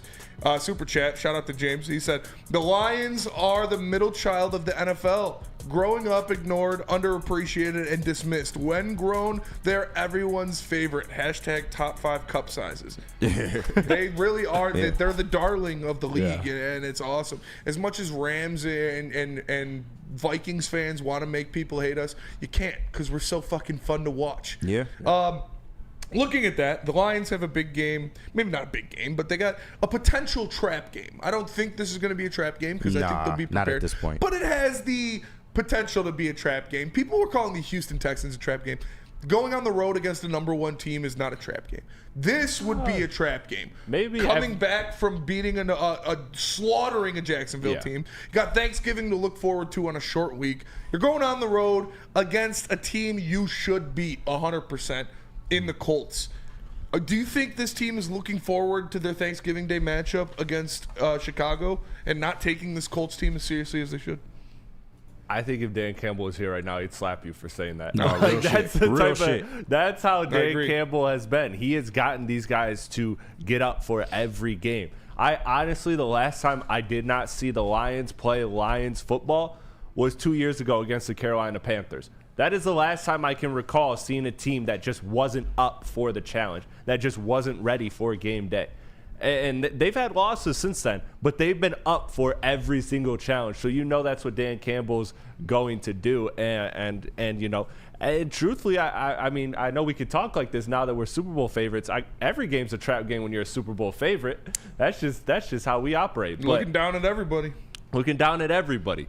But the view is beautiful up here. But I think that they will be ready, and I think that, you know, again, they're going against Anthony Richardson, who is a inconsistent quarterback that's shown flashes, but you know, this is a guy that they could definitely foster, that they could definitely game plan against very well. A secondary that's I trust a young, inexperienced quarterback going against this amazing secondary every time. So I don't think that they're going to be not prepared or unready for this game. If anything, my only worry for the Thanksgiving game is that just like fatigue-wise on that short turnaround. That's what I'm worried about. I'm not worried about the mental at all when it comes to this team. I know this team. It's bend, don't break, and we saw that 2 weeks ago in Houston. Yeah. And we got the chat's going a little crazy here. We got Luigi Gaming saying, Spenny the Colts fan. Weezy D313, this game ain't shit. Super Bowl Wilson, we're past trap games. There was another one that I really liked. DNC ENT, this ain't a trap game. This is literally going to be a home game away from home. There will be so many Lions fans in that bitch. There is no way. Keith O saying it's freaking Richardson and Campbell ain't sleeping on no team. And I agree. I was just setting up a topic, guys. Jesus. Right. I don't think we're going to lose to this Colts team. Spin zone. You had the perfect statement. Dan Campbell will not allow this team to be unprepared for a matchup. He will not allow this team to overlook anybody in front of them. And they're going to go in there and they're going to put belt to ass again against this Indianapolis Colts team. And you made another good point. Good job, Chris. 2 for 1. No. Gold stars. Gold stars. You made another good point about maybe wanting to be a little rested. You got a divisional matchup against the Bears on Thanksgiving. Haven't won a Thanksgiving Day game in 7 years. But I'm not worried about that because the starter's going to be out in the second half. They're going to absolutely dominate this team. And I know, Spenny called him. Second half or fourth quarter. Surprise. They're gonna pull the starters in the first drive of the third quarter after they score a touchdown to go up 30 points. This team is going to absolutely manhandle them because the Colts can do one thing, and that's really run the ball with either Jonathan Taylor or Anthony Richardson, depending on what they can do. They're not going to do it against the Lions. I've been saying it all week. Please run a quarterback power against Jack Campbell, DJ Reader, and Ali McNeil, and Anthony Richardson is going to be tapping out of the game fast. So I expect this to be another straight ass whooping. DNC ENC made a good point. There's going to be a ton of Lions fans down there, and Dan Campbell's not going to let these guys get too big for their britches, whether they're the best team in the NFL, the Super Bowl favorite, or just coming off a 50 burger. They're going to go out there with that same mentality. Like Carlton Davis said, we go out there to win football games. If you don't want to get blown out, be better at football. It doesn't matter if it's a Pee-wee team. It doesn't matter if it's Cas Tech. It doesn't matter if it's Jacksonville. It doesn't matter if it's the greatest show on turf. The Lions are going to go out there and they're going to play the exact same with never giving up mentality, with intensity and physicality on every single snap. And like Terrion said, when he first got drafted, he doesn't care if it's his mom in front of him. He's going to press her into the dirt. So you're lining up against these Lions. You better bring your A game or you're going to get your ass swept in your own fucking house. Lucas Oil Stadium's going to see a lot of blue, and it's not going to be Colts blue. Nick, how do you... It's a hell of a horse story. Don't do that no more. That was good. I'm a euchre guy. Play a lot of euchre. When you get barn doors... is when you're 1 point from winning in euchre. Okay. And so when you win, you open the barn doors and you let the horses out. That's why it's so, because I win a lot of euchre games. No, okay. I like that. Euchre. Practice that a lot. Elite card game right there. But speaking of elite game, this Lions team, that's all they do. They just play elite football, and you can bring it on the road, and it's non-negotiable. They're going to run the ball, they're going to set up play action, and they're going to absolutely dominate you. But I agree with you in the fact that I think we're going to blow out the Colts, but I also think we're going to get some valuable looks at a guy in Anthony Richardson and a guy in Jonathan Taylor. When you talk about a guy that I compare to them in a Jalen Hurts and a Saquon Barkley. I think you can look at this as a prepping game for maybe an NFC Championship game matchup with the Eagles. So I think this could be extremely valuable for that reason. Team Eagles. And then if you think about the AFC, I mean, you think about a Josh Allen and a Lamar Jackson. So you to talk about running quarterbacks, I think it'll be good to get a look at an elite athlete in Anthony Richardson and how you can match up against him defensively. I like it. KG, are they overlooking the Colts? Come on now. I said this yesterday. It's equal opportunity ass whooping, bro. They treat the Titans as if they're the Chiefs. They treat the Jags as if they're the Bills. Like, it doesn't matter. Everybody is the same. And that's why you see the league bitching about, they're trying to embarrass people. You damn right we trying to embarrass you. Because for all the years that y'all was kicking us while we down, you thought you weren't going to get this back. You thought we wouldn't keep receipts. It is what it is. But no, the Lions are clearly not sleeping on any team. And shout out to the Colts. They're an okay NFL franchise. They've been primarily a dumpster fire this year. They don't know who they want to start at quarterback. AR-15 is not even AR-15 no more. He got his number to. He's AR-5 now. Should have kept it. And listen, he did have a good game last week. You got to give him credit. He literally, willed the win against the Jets. But we talking about the Jets here. They're not ready for what the Lions going to bring to them. And like you said, Jonathan Taylor is their best bet. But you don't run the ball against against this Lions front seven. You just don't. So that's going to make the game one-dimensional. And if AR-15 has to throw the ball 30, maybe even 40 times this game, you already know it's going to be a lot of interceptions. Yes. It's going to be a lot of QB hits. The only thing that you have to worry about is making sure he doesn't kill you with his legs, which I think the Lions are prepared for. Zadarius Smith seems like he's prime and ready to get a hit on AR-5. But, yeah, I'm not worried, man. The Lions got this in the bag. And we got a question here in the Woodward Sports Chat from Desert Stallion 14. Ew, Desert Stallion. He said, will the Lions keep this streak for the rest of the year of not allowing a running back to break 100 rushing yards? I think they will. Yeah. I truly do, and it's definitely going to be in this game. You look at Jack Campbell. The way he's playing this year, he's playing as a top 5 linebacker in the NFL. And last year, in his terrible rookie season that some of you were telling me about, the best game of his terrible rookie season came in New Orleans when Alex Anzalone was unavailable to play. He went off in that game. Obviously, Anzo is going to be out for the foreseeable future here, so expect a lot of Jack Campbell.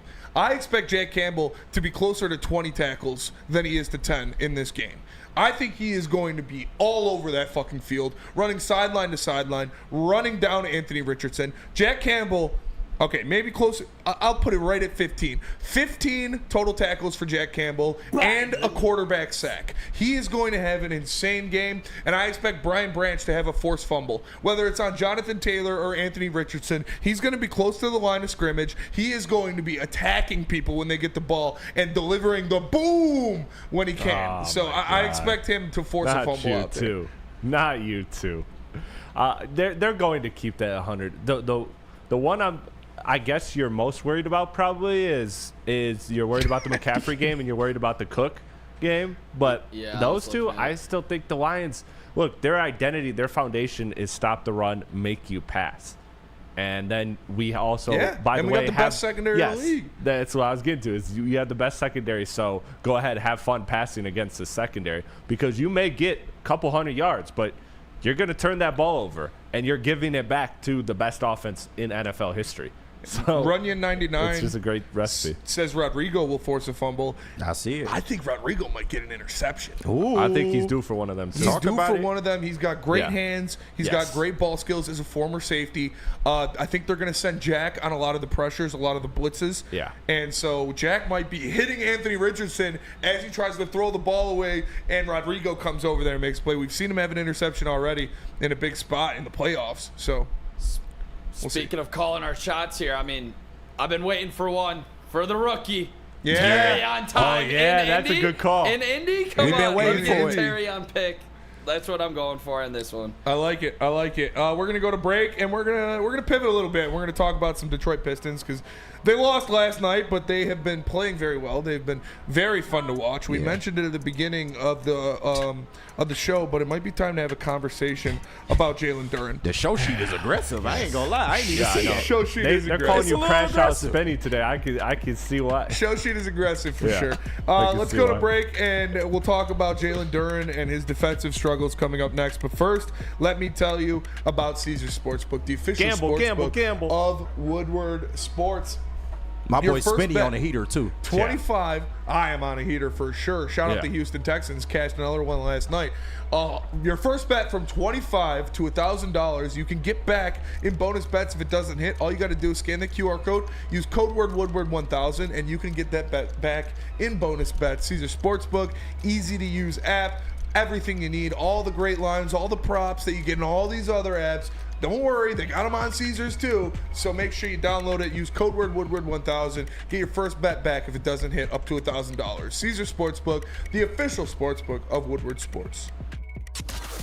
Can't get enough Lions coverage? Make sure you catch all Woodward sports shows every game day. Wake up with Woodward and Maine, giving you the latest insight into the Lions locker room and press conferences. Then join the Lions pregame show, highlighting key matchups, injuries, and what to watch for during the game. Follow all the ups and downs of the live game action with our Woodward Watch Party live on YouTube and WoodwardSports.com. After the game, check out the instant fan and host reactions with the Lions postgame show. Every game, it's wall-to-wall, kneecap-biting, high-fiving, chest-pumping Lions coverage. Hell yeah! Only at Detroit's #1 sports network, Woodward Sports. Woodward Sports, let's go. You're an ugly guy. That's okay, because you have a hot girl on your arm. Now Woodward Sports and Les Stanford want to reward you for outkicking your coverage. I am ugly as by traditional standards.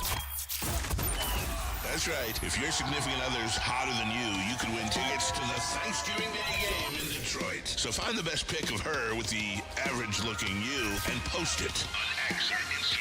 U-G-L-I-N, you ain't got no alibi, you ugly. What? You ugly. Make sure you tag at Woodward Sports and follow us Winter. We'll announce the winner November 25th. Then you and your much better-looking lady will get tickets to watch Dan Campbell and the Kneecappers. We're going to buy the kneecap off. Inside of Ford Field on Thanksgiving. So find the best pic of her and the worst pic of you. And show us all how you outkicked your coverage. Your mama said you ugly, hey! From Woodward Sports and Les Stanford. New Holland Brewing Company and Taller Long Drink should be your first choice game day or any day you want to taste a delicious beverage. They'll get you a little turn. Because these Taller Long Drinks they pack a little bit of a punch. I love it. They are a grapefruit-based gin cocktail made with New Holland's dry gin that is made here in Michigan. It is so good. I could put these down any day of the week. They don't give you a hangover. They don't leave you feeling bloated or anything. It's just a great drink to set your day off right. New Holland Brewing Company. Support local and enjoy game day right with New Holland Brewing Company and Taller, your local long drink. Sir. Welcome back to the Woodward Heavyweights live on Woodward Sports. Make sure you drop a like in there for us. We really appreciate it. It truly means more than you know. Please, I want to keep my job. Please. We want to feed the kids this week. Appreciate you joining us. Smash that like button and subscribe. For Chris Platty on the desk, Nick Koloff in the sound booth, KG in the TV. Shout out, KG. Not to go full government twice in one day.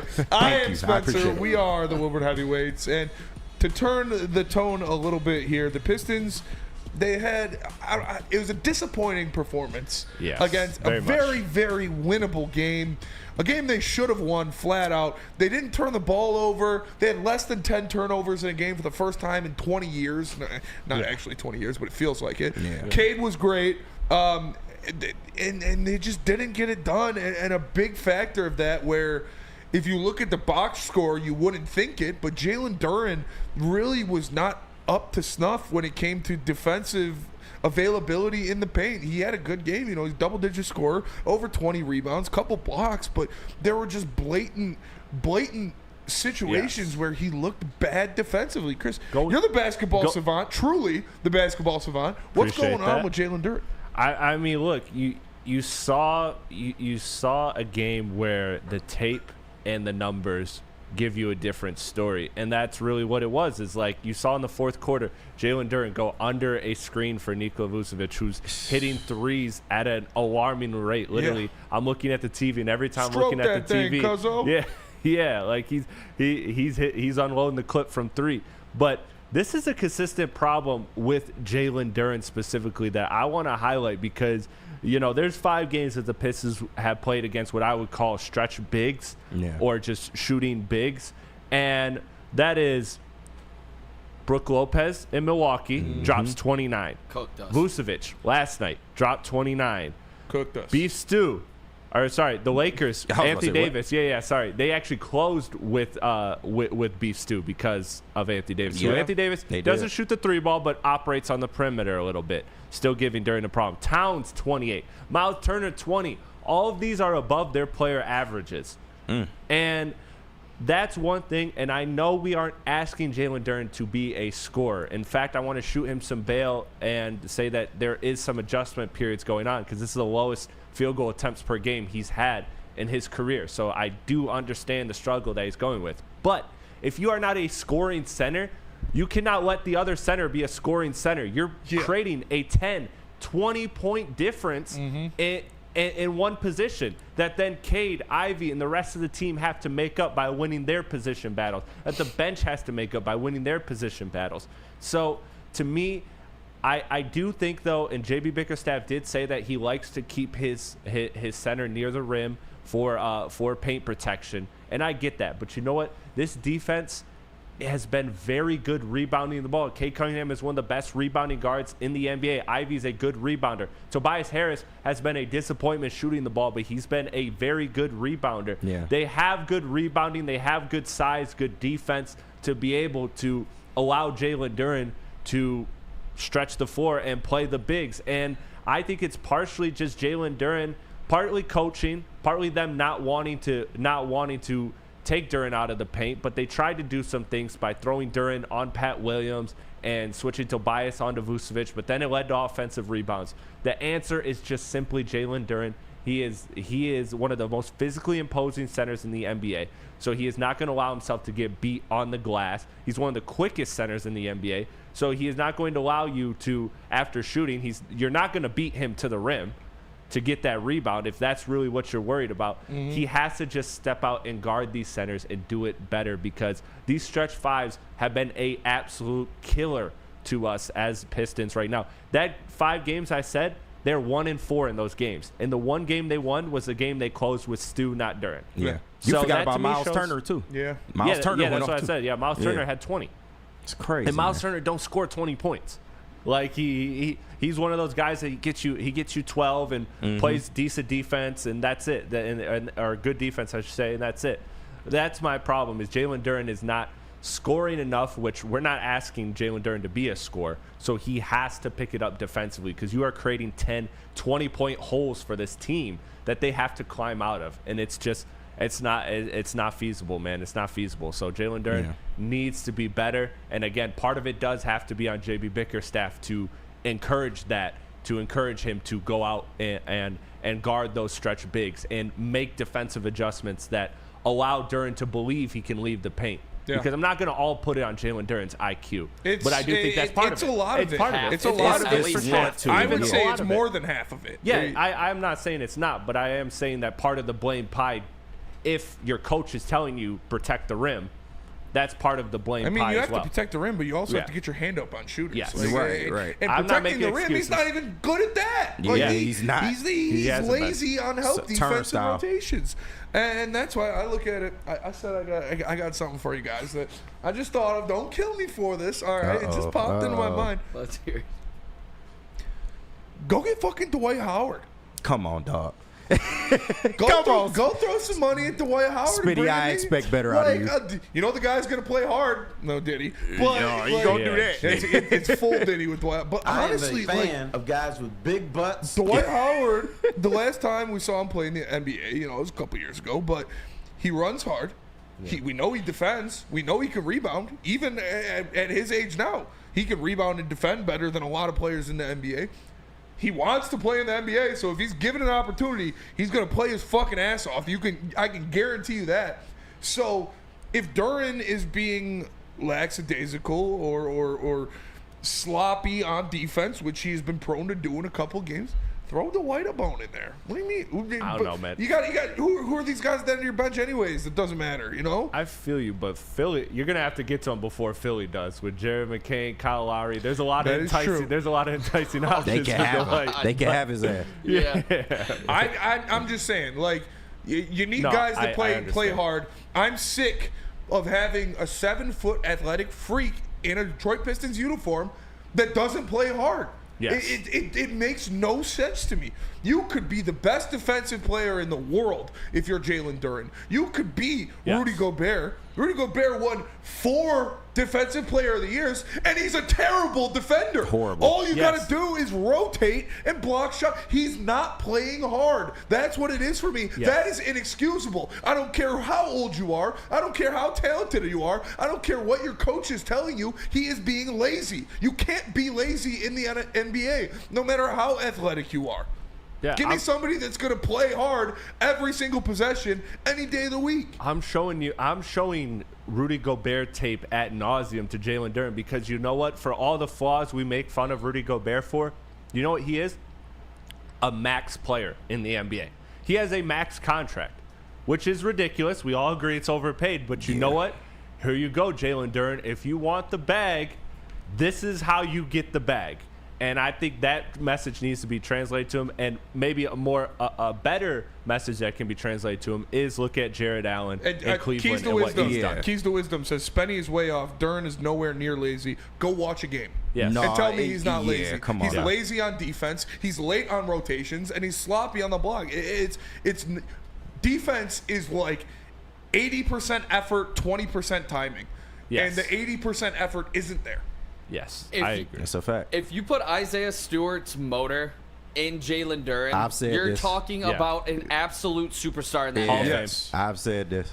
I didn't know Hall you of said Fame. that, KG. No, but no, it's you all so good. true. It's so true. It's like, what do we need to do to you just gotta find it. Like, I don't know if it's like another defensive coaching or it's how to you gotta train on your mobility just to be able to move your feet quicker at some points. I feel like he has very slow feet around those screens.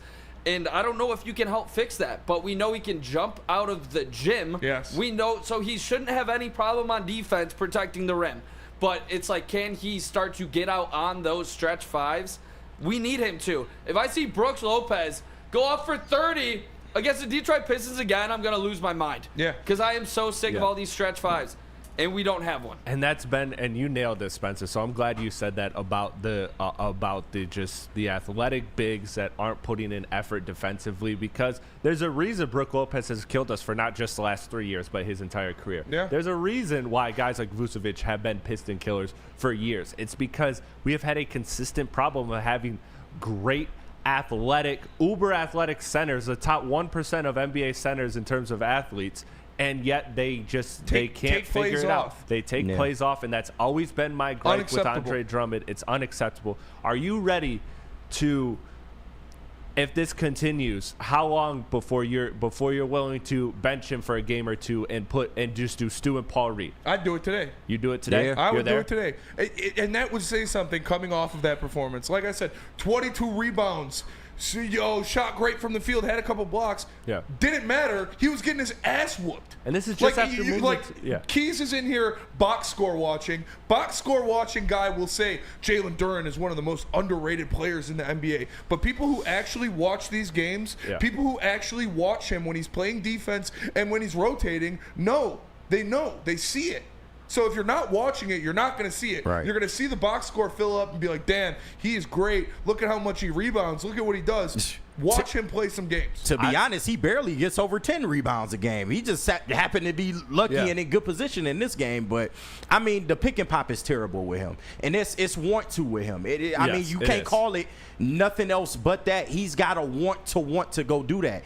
And, y'all brought up, I get a lot of Drummond vibes from him, not from the standpoint of skill set, but from the standpoint of I feel like he may not ever reach his potential. And that's something that we saw with Andre Drummond. Andre Drummond could have been a dog defensively. He could have been a better offensive player than what he was. But we never saw that here. And I just worry that, we might see the same thing with Jalen Duren. And we do need more help. I was one of those people that wanted to go get Nick Claxton in the offseason. It didn't happen. But clearly you need a backup center to maybe help him in his game. But he has to figure something out, because the fact that Beef Stew is out there in fourth quarters and you're not, that should speak volumes as to where this team is right now. This is a defensive philosophy and a team around him that is built for him to be a defensive player of the year candidate. Absolutely. And he's not anywhere near that. And I'm salty in the Woodward Sports chat says Duren is young, teach him. Yeah, and nobody's giving up on him. Nobody's saying trade him or anything like that. But you're going to have to sign him soon. You're going to have to sign him soon. He's young, but he's going to get he hasn't proven $150 million pretty soon if you want to keep him. Yeah. And unless I see the motor improve, you can't take plays off when you are the anchor of a defensive scheme like he's supposed to be in this JB Bickerstaff defense. Absolutely. And I know we're pushing break here, so I want to just quickly say this to wrap it up, is that Detroit Pistons are playing as a top 15 to 14 defense in the NBA right now, so they are a very middle-of-the-pack defense, which is a huge plus, a huge win. For sure. Jalen Duren, they are league average defensively. Isaiah Stewart in at center, they are a top 5 defense in the NBA. Yeah. So go get either Jalen Duren, you have to morph into a rim protector, or the Pistons have to go get one, because if you have a top 5 defense, that is a for sure playoff team. You give Kate Cunningham a top 5 defense, I mean, look, you're talking about that's a team that can win a round in the playoffs, and that is Absolutely. crazy considering a year ago we were talking about 14 wins. And I love Jalen Duren. I love his potential and what he can be, but I need to see him start actualizing that potential because this is like it's been a couple years now. Underwhelming year. Underwhelming year, and I know this is new because we expect the Pistons to be good now. We expect the Pistons to compete and to win games, and that comes down to every single one of you. Yeah. And that's the glaring thing there. If it don't work with JB Bickerstaff, it's not going to work because he gets the most out of his big man. He does. He does. He had Lowry Markkanen playing great defense. Like come on, dog. What are we talking about? That's very true. Let's go to break. We're going to come back. We got another Pistons topic talking about defensive anchors. The Pistons might be getting one back to the chagrin of Nick Koloff, but we're going to talk about that. Tell us about Mark White. Chagrin's such a good word, too. Mark White gonna do you right. If you're dreaming of a new home but feeling the financial pinch, Mark White and Associates, your trusted real estate experts, are here to help. Mark White and his team will pay up to $5,000 of your closing costs. That's right, I said $5,000. Call Mark White and Associates today at 248-290-8242 or visit them at markwhitesales.com. How do people feel about getting a Planet Fitness membership for $15 a month? How do they like working out in a clean and spacious gym that's filled with equipment for every workout? And how about free fitness training in the judgment-free zone that leaves them feeling energized all day long? Join Planet Fitness today with the free PF app, online or in club, and start getting that big fitness energy for $15 a month. Stop searching for a vehicle and start finding one. Les Stanford Chevrolet Cadillac makes it easy. We harness the power of multiple dealerships and own the biggest selection of GM brands in the area to get you the car you need. With the Les Stanford Group, you'll have access to 4 different dealerships, providing you with more makes, more models, and more choices. We're connected to more than 1,000 vehicles. And with so many high-quality CPO vehicles available, you'll find new car quality at pre-owned prices. You can start and end your search at lesstanford.com today. It's the New Holland Brewing Company Lions pregame party. Every Lions home game live from Second Best Bar, Detroit. Enjoy the pregame hype with a live broadcast every week with Woodward sports personalities like Neil Rule, Sean Belizean, and the Heavyweights.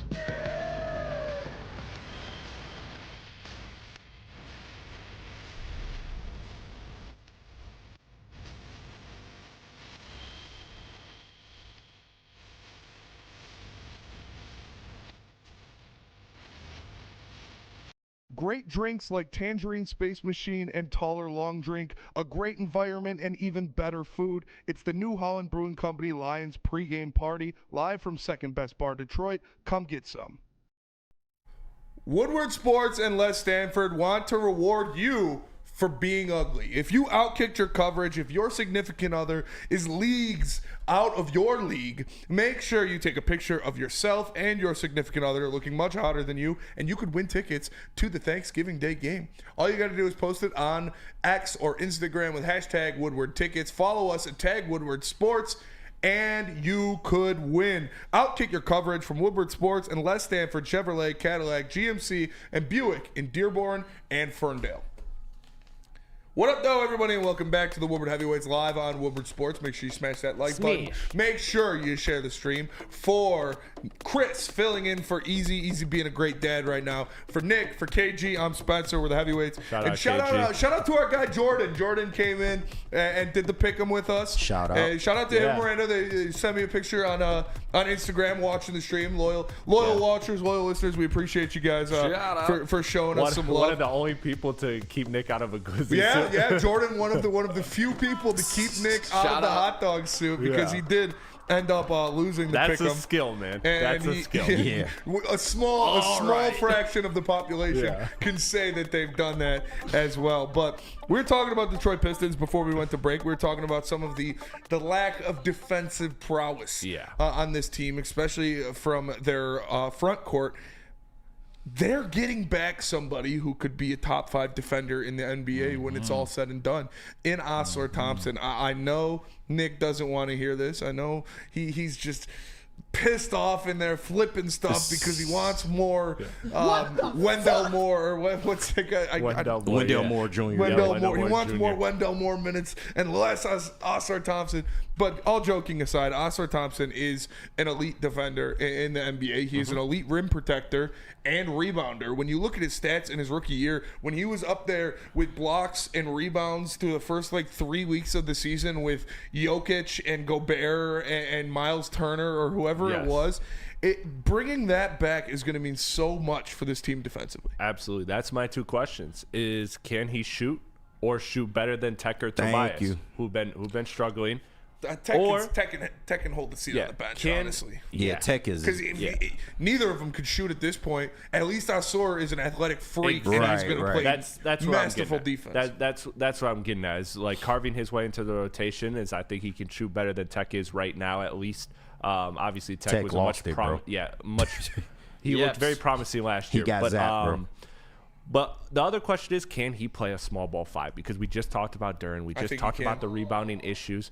And I think that he can. I think he can against a lot of matchups. Now, he would struggle against a big boy like a Vooch or a Jokic, whatever, because there's just so much size. But not only was he, as you brought up, a great rim protector by the numbers, but he was also a great rebounder by the numbers as well. So he is somebody that does everything you want defensively. He is, this is a reason why I said he's a top 3 defender in the NBA, because he is the ultimate defensive weapon. And you give a defensive guru in JB Bickerstaff that kind of weapon, there is going to be minutes for him in this rotation the second he is able to play. My only concern is that we haven't gotten as much shooting throughout this roster as we thought we would, as we hoped.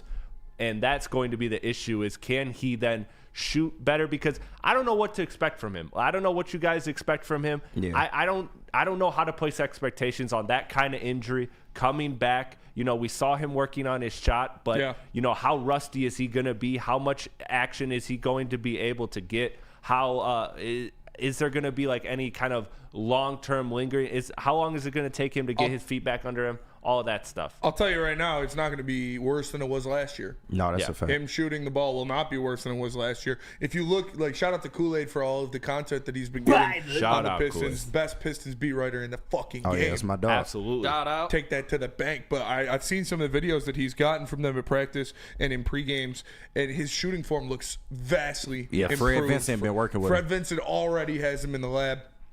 So it's going to be better than it was last year, and I do believe he could play small ball 5 because I think he is one of the few guys in the NBA who can truly guard 1 through 5. Yes. And when you have that like people say they can, but then they get out there and they get exposed by a point guard or they get bullied by a center in the paint. He can truly guard 1 through 5, and that is extremely important for what JB Bickerstaff wants to do defensively and what they can do with different lineups throughout the season. So I'm excited to see him come back. Oh, damn, we're already over. KG, before we go to break, tell us about Oscar Thompson, and then we'll get Nick's take coming back, because I know that's what the people want. Yeah, of course. But I love the idea of having a Ron Holland, Asar Thompson depth lineup coming off the bench. But much like you said, and I've been stressing Kool-Aid about this, one of them got to know how to shoot. Yeah. Because you already not getting enough offense from your bench already. They are finally, starting to use Marcus Sasser a little bit more, which is nice. But since you are devoid of a backup point guard, somebody has to provide some offense. Fontecchio's been horrible coming off the bench. I don't know what the hell's happened to him this year. I know he has trouble getting his own offense, but that's the only thing I worry about because defensively, I know they could be a really good squad, man. I love what Ron Holland brings to the table. I love what Asar can do, defensively, but it's just all about what can you provide offensively, because all the defense in the world is great, but if you're not scoring coming off the bench, then that's going to hurt the Pistons in the long run. Quickly to add to that before we get to the break here is that again, we're lockstep. You need better shooting. Yeah. You need better shooting on this roster. But the flip side of looking at it is, even though as disappointing as this Pistons shooting has been this season for this team, that this is much better than the shooting that they had on this team last year. So there will be, by just virtue of not having the terrorist head coach Monty Williams and the roster that Troy Weaver put together last year, which is he's the king of tanking. I want to hear otherwise. Wizards have lost 9 straight. Facts. So I think that just by default, there will be more space for Ausar, so you will see him just naturally look and be better offensively. And the practice videos look great, but he got to hit him. I agree. Got him in the game. I agree. We're going to go to break. We're going to come back. We're going to get Nick's take on Ausar. But first, tell us about merch, KG. Merch. You already know Woodward Sports with the best merch in the game right now. But if you're tired of wearing the same old shit, and I know you is, go to woodwardsports.com, click that merch tab, and just unlock a world of possibilities as you see on our screen right here. We got to get the new graphic in there. But you know we got the Dan Campbell speech on a shirt. Who doesn't want that? It's on a shirt, man. You can live it. You can embody Great Christmas presents. Yeah, I'm trying to tell you, Christmas around the corner, man. We got everything else you need too. Pistons, Tigers, whatever you need, man. We got you hoodies, tees, hats, everything guaranteed to turn heads, but only if you go to woodwardsports.com and click that shop tab. We'll be right back. Congratulations to the real coach of the year, Motor City Dan Campbell. Just put your head down and go to work. It's about to be fun, man. It's about to be fun. Woodward Sports. Feldman Chevrolet, Michigan's #1 Chevy dealer, is kicking off the game with the best prices on all cars, trucks, and SUVs, like this 2024 Silverado for just $296 a month, or this 2025 Equinox for as low as $371 a month. Our locations in Novi, Highland, New Hudson, Livonia, and Lansing means we have the perfect Chevy right in your backyard. Get the home team advantage every day at Feldman Chevrolet, Michigan's #1 Chevy dealer. Walk into any Lady Jane's Haircuts for Men today. Open 7 days a week. Sit back, relax, and enjoy precision haircut, scalp massage, hot leather neck shave, and hot towel treatment from one of our talented stylists. Step up your game this season and take advantage of our $20 haircut special. Scan the QR code and get your coupon today. Lady Jane's Haircuts for Men, the ultimate haircut experience. Open 7 days a week. Walk-ins always welcome. Lady Jane's Haircuts for Men. It's wicked awesome. Sabbath Coffee Roasters is the best coffee you can get. If you want delicious, locally roasted specialty coffee dropped off right at your doorstep, all you got to do is subscribe to SabbathCoffeeRoasters.com. Use code word Woodward to get 25% off your first order. Sabbath Coffee Roasters, they got the best coffee in the game, and they'll drop it off right at your door. Wake up, enjoy game day right, and choose the best with Sabbath Coffee Roasters. Welcome back, ladies and gentlemen. Last couple minutes of the stream here. Real quick shout out in the chat.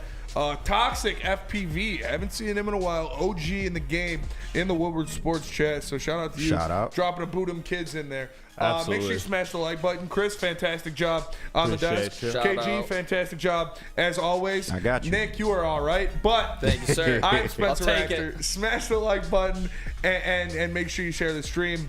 Nick, before we get out of here, what do you have to, known hater, have to say about Ausar Thompson's comeback? Must be rolling in your grave right now. Yeah, I cannot believe we're putting this guy back out on the court. Hey. Honestly, I mean, the way he shot the ball last year, I don't think he should ever touch a court again in the rest of his life. No, I'm thrilled. How about you go shoot? Better than 14%, KG. No, but if this team wants to reach its ceiling, Ausar needs to be able to be a big part of this team. You cannot continuously miss on your first round picks, let alone a top 5 pick. He has elite traits when it comes to rebounding. I think his playmaking is slept on as well. And if he can shoot the ball, you're talking about an elite defender to pair with, Cade Cunningham and Jaden Ivey as your 3 top 5 picks that you have built this thing around. You need to hit on Ausar Thompson. He needs to be able to shoot. And if he does, if we did have the shooting guru helping him out, which we all hope he did, this team's going to take its game to a whole nother level that we have not seen in a long time in Detroit. It's facts. It's simple, sweet, to the point. Good job, Nick. Yeah. Well, that'll do it for us today. Appreciate y'all tapping in. Make sure you smash that like button. For Chris Platty, for Nicholas Koloff, for KG, for Emma, for Beth. I am Spencer. We are the Heavyweights. Appreciate y'all tapping in. We'll see you guys later. Peace. We out.